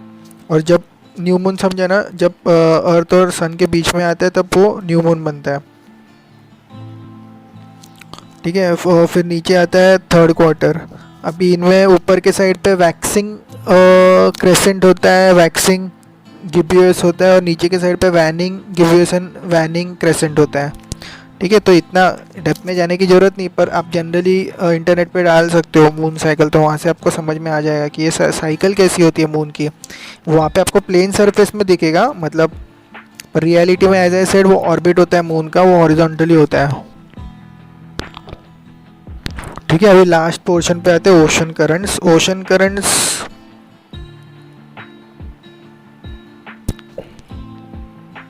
they are flowing constantly on ocean surface and in a definite direction, okay. They can be warm or cold. तो इसमें जो एग्जाम्पल्स है वो आगे हम लोग देखेंगे। वार्म जो होते हैं जनरली इक्वेटर टू पोल की तरफ जाते हैं। वार्म में एग्जाम्पल है गल्फ स्ट्रीम है। कोल्ड का एग्जाम्पल लैब्राडोर है। वो जरा पोल मतलब higher latitude to tropical regions, मतलब लोअर लैटिट्यूड की तरफ आते हैं। And the places where warm and cold current meet they are considered best for fishing, okay. जैसे कि जापान के रीजन के पास में, या फिर east coast of North America. पर वहाँ पे कैसा होता है, थोड़ा डिफ़िकल्टी ऑफ नेविगेशन हो जाता है क्योंकि फॉगी वगैरह भी हो जाता है। तो ये ocean currents actually world map में कैसे दिखते हैं वो आप भी समझेंगे ये डायग्राम के साथ। चलो अभी लास्ट पार्ट में जो मेजर ओशन करंट्स है वो देख लेते हैं। बेसिकली मेजर ही देखेंगे, बहुत सारे होते हैं पर मेजर ही देखेंगे। अब देखो डायग्राम में ना, यहाँ पे जो वार्म करंट है उसको डबल लाइन एरो बनाया है, और जो कोल्ड है उसको सिंगल लाइन एरो बनाया है। अभी एकदम लेफ्ट हैंड साइड से स्टार्ट करते हैं, अमेरिका के यहाँ से, ठीक है। तो अमेरिका का जो अलास्का पार्ट है ना, ठीक है, अलास्का पार्ट के यहाँ पे you will find Alaska current which is a warm current, ठीक है। तो ये नॉर्थ अमेरिका की बात चल रही है। वो अलास्का के डायरेक्शन में जा रहा होता है। फिर उसके नीचे है नॉर्थ पैसिफिक करंट जो यूएसए की तरफ आ रहा होता है। नॉर्थ पैसिफिक करंट एक वार्म करंट है। फिर वो उसके दो ब्रांचेस बन जाते हैं, एक अलास्का की तरफ जाते हैं और एक नीचे की तरफ आती है मैक्सिको की तरफ, वो होती है California current which is a cold current, ठीक है। तो ये अभी नॉर्थ अमेरिका के लेफ्ट हैंड साइड की बात हम लोग ने कर लिया। अभी राइट हैंड साइड पे देखते हैं नॉर्थ अमेरिकन कॉन्टिनेंट के। तो जो ग्रीनलैंड है ना, ग्रीनलैंड और जो कनाडा वाला पार्ट है उसके बीच में से लैब्राडोर करंट जाती है, which is a cold current. और ये लैब्राडोर करंट मतलब नॉर्थ अटलांटिक ओशन की तरफ आती है, मतलब नीचे की साइड आती है बेसिकली। तो ग्रीनलैंड को देखें तो ग्रीनलैंड के लेफ्ट हैंड साइड से नीचे की तरफ आती है लैब्राडोर करंट, और ग्रीनलैंड के राइट हैंड साइड से नीचे की तरफ आती है ईस्ट ग्रीनलैंड करंट। ओके, दोनों भी कोल्ड करंट है, ठीक है। तो फिर थोड़े से नीचे आओगे आप मैक्सिको के रीजन में, राइट हैंड साइड पर ही नॉर्थ अमेरिका के। तो वहाँ से पहले जाती है गल्फ स्ट्रीम करंट यूरोप की तरफ, फिर उसके आगे का पार्ट है नॉर्थ अटलांटिक ड्रिफ्ट, वो भी वार्म है, गल्फ स्ट्रीम भी वार्म है। एंड फिर फाइनली यूरोप के पास में नॉर्वे वगैरह के पास में you will find Norwegian current, ठीक है, वो भी वार्म ही है। तो ये तीनों एक डायरेक्शन में एक लाइन में जाती है, नॉर्थ अमेरिका के मैक्सिको के रीजन से यूरोप के रीजन तक, ठीक है। अभी साउथ अमेरिका की तरफ आओ। अभी यहाँ पे यू कैन सी इक्वेटर के यहाँ पे ना you will always find 3 currents, north equatorial current, south equatorial current and equatorial counter current. और ये तीनों भी वार्म करंट्स हैं। तो बेसिकली अगर सिंपल भाषा में बोलूँ तो नॉर्थ इक्वेटर के ऊपर के साइड पे you will find north equatorial current जो लेफ्ट हैंड साइड पर जा रही है। इक्वेटर के नीचे के साइड पे you will find south equatorial current जो भी लेफ्ट हैंड साइड पे जा रही है। एंड इन दोनों के बीच में you will find equatorial counter current जो राइट हैंड साइड पे जा रही है। और ये तीनों जो है ना, ये पूरे इक्वेटोरियल में वैसा है, ये इनका कोई पर्टिकुलर ऐसा कोई लोकेशन नहीं है, पूरे इक्वेटोरियल रीजन में घूम रही है। फिर नॉर्थ इक्वेटोरियल करंट घूम के ऊपर जाती है, साउथ इक्वेटोरियल करंट थोड़ी नीचे के साइड पे आती है, और फिर वो डाइवर्ज होते हैं अलग अलग करंट्स में,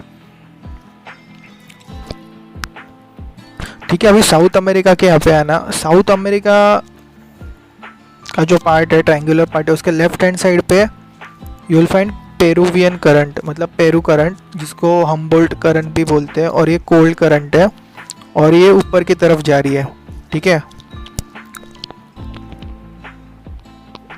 इक्वेटर की तरफ। फिर साउथ अमेरिका के ये साउथ अमेरिका के लेफ्ट हैंड साइड पे थी। साउथ अमेरिका के राइट हैंड साइड पे यू विल फाइंड फाल्कलैंड करंट, जो भी एक कोल्ड करंट ही है और ये भी ऊपर की तरफ जा रही है। ये खास करके अर्जेंटीना रीजन के पास में है। तो ऊपर जो अर्जेंटीना के ऊपर के साइड पे जो ब्राज़ील है ना, वहाँ से you will find warm current coming in, जिसको ब्राज़ील करंट बोलते हैं। तो वो नीचे की तरफ आ रही है, मतलब फाल्कलैंड करंट और ब्राज़ील करंट एक दूसरे के सामने आमने सामने आ रहे हैं, और ब्राज़ील करंट वार्म करंट है, ठीक है, जो साउथ इक्वेटोरियल करंट से निकलकर बनी है। तो अभी आप अफ्रीका की तरफ आना। अफ्रीका जो है ना, अफ्रीका के लेफ्ट हैंड साइड पे ऊपर, मतलब अफ्रीका के नॉर्थ वेस्ट साइड पे you will find canary current which is a cold current, जो बेसिकली हम लोग ने इसके पहले नॉर्थ अटलांटिक ड्रिफ्ट जो देखा था विच वॉज वार्म करंट, वहाँ उसमें से थोड़ा सा पार्ट निकल कर डाइवर्ज होके अफ्रीका की तरफ आता है और वो वापस घूम के नॉर्थ इक्वेटोरियल करंट में मिक्स हो जाता है। तो वो जो पार्ट घूमता है ना, वो कैनरी करंट है और वो एक कोल्ड करंट है। फिर जो जीनी पार्ट है ना अफ्रीका का, वहाँ पे you will find Guinea current जो नीचे की तरफ जा रहा है, which is a warm current. फिर अफ्रीका के जो हॉर्न है, सॉरी नॉट हॉर्न, जो टिप है साउथ अफ्रीका के पास में, वहाँ से लेफ्ट हैंड साइड पे you will find Benguela current which is a cold current, वो ऊपर की तरफ जा रहा है। और उसके राइट हैंड साइड पे यू विल फाइंड अग्यूलास करंट, जो मेडागास्कर और अफ्रीका के बीच में जो पार्ट है ना, वहाँ से नीचे की तरफ आ रहा है, which is a warm current. तो फिर अभी बेसिकली समझ लेना, ये बेसिकली आर्कटिक सर्कल और अंटार्कटिक सर्कल के बीच में ये सारे करंट्स होते हैं। तो generally 60 to 65 degree north south के रेंज में ये चलते हैं, ठीक है। और एकदम साउथ पे ना, मतलब साउथ अमेरिका के नीचे के साइड पे, अफ्रीका के नीचे के साइड पे, ऑस्ट्रेलिया के नीचे के साइड पे, you will find west wind drift, okay, west wind drift which is basically a cold current and it is moving in the right side वाला direction, okay, right hand side पे जा रहा होता है वो, पूरे ग्लोब में वैसे ही वो जा रहा होता है। फिर उसी में से पार्ट बनता है बेंगुला करंट का, फिर एगुलस करंट भी उसमें मिक्स होता है। फिर आगे जाके ऑस्ट्रेलिया के साइड पर आना, ऑस्ट्रेलिया के साइड के लेफ्ट हैंड साइड पे you will find West Australian current which is a cold current, और ऑस्ट्रेलिया के राइट हैंड साइड पे you will find East Australian current which is a warm current, ठीक है। तो West Australian current ज़्यादा important है, which is a cold current. Australia के ऊपर के नॉर्थ वेस्ट साइड पे you will find Leeuwin current which is a warm current, पर ठीक है, वो इतना भी इंपॉर्टेंट नहीं है, ठीक है। तो ये ऑस्ट्रेलिया हो गया। फिर आप जापान के यहाँ पे जाओगे ना, तो जापान के यहाँ पे ऊपर के साइड पे एशिया में you will find two currents, एक कोल्ड एक हॉट है, वार्म है। तो जो कोल्ड करंट है ना, उसका नाम है ओयाशिवो, ओके। तो वो जापान की तरफ आ रहा होता है रशिया के साइड से, नीचे के साइड पे। और दूसरा करंट है Kuroshio it is a warm current. तो वो क्या है ना, वो चाइना के साइड से जापान की तरफ जा रहा होता है, ऊपर के साइड पे, मतलब, ठीक है। तो ये दोनों करंट एक जगह पे मिलते हैं, वार्म एंड कोल्ड करंट, ठीक है। तो ये कुछ इम्पोर्टेंट करंट्स थे। अगर इंडिया की बात करें तो इंडिया के यहाँ पे नीचे के साइड पे इक्वेटर है, तो वहाँ पे नॉर्थ इक्वेटोरियल करंट जो है वो जा रहा होता है, और तो उसके नीचे के, मतलब वो लेफ्ट हैंड साइड पे जा रहा होता है, उसके नीचे के साइड पे एक इक्वेटोरियल काउंटर करंट है, वो राइट हैंड साइड पे जा रहा होता है। और नॉर्थ इक्वेटोरियल करंट उसके ऊपर लेफ्ट हैंड साइड पे जा रहा होता है। तो अभी इंडिया के लेफ्ट हैंड साइड पे अरेबियन सी है, राइट हैंड साइड पे बे ऑफ बंगाल है। तो बे ऑफ बंगाल के यहाँ पे ये वार्म, दोनों जगह पर वार्म ही करंट घूमता है इंडिया के। तो वहाँ पे जो बे ऑफ बंगाल के रीजन में बनता है, तो उसको बे ऑफ बंगाल गायर बोलते हैं। एंड तो ऐसा है ना कि ये इक्वेटोरियल करंट घूमता है वो रीजन से।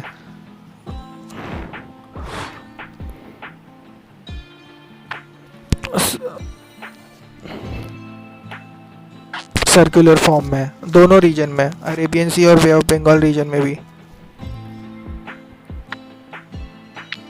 बे ऑफ बंगाल रीजन में भी यू विल सी तो क्लॉक वाइज घूमता है करंट, ठीक है। वो इतना श्योर नहीं है थोड़ा उसका सर्कुलेशन के हिसाब से, पर जनरली वो नॉर्थ इक्वेटोरियल करंट और उसके हिसाब से ही घूमता है। जहाँ तक कि नॉर्थ इक्वेटोरियल करंट जनरली अगर अरेबियन सी में देखे तो मिडल ईस्ट रीजन से घुमाकर वापस वो क्लॉकवाइज डायरेक्शन में घूमता है, और बे ऑफ बंगाल रीजन में भी वो उसका एक पार्ट बनकर वो क्लॉकवाइज रीजन में टाइप घूमता है। तो ठीक है, डायरेक्शन के बारे में इतना इंटरनेट पे भी इतने क्लियर डायग्राम्स नहीं है या फिर इतना क्लियर एनालिसिस नहीं है, तो इतना नहीं जाएगी यूपीएससी भी। और एग्ज़ाम में जितना ज़्यादा स्ट्रॉन्ग फैक्ट्स होते हैं उतने ही कंसिडर किए जाते हैं जनरली, ठीक है। तो ये बेसिक्स था about ocean current. Ocean current समझा ना। जनरली ओशन करंट क्या होता है? Ocean current is a continuous directed movement in particular direction of a sea और ओशन, मतलब वाटर में, which is generated by number of forces acting on it, जैसे कि including wind force, Coriolis effect, waves, temperature, salinity difference, density difference etcetera, ठीक है। तो ये general motion चलता रहता है ओशन करंट्स का।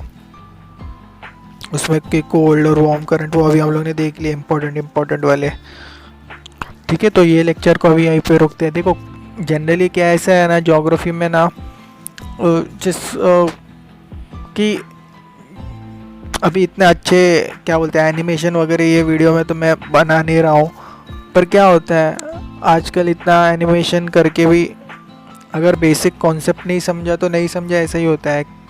इसके पहले जब ये पीपीटी वगैरह आने के पहले टीचर लोग ब्लैक बोर्ड पे ही सिखाते थे ना, तो यही कॉन्सेप्ट्स हाथ से ड्रॉ करके ही सिखाते थे, तो वहाँ पे भी समझता था।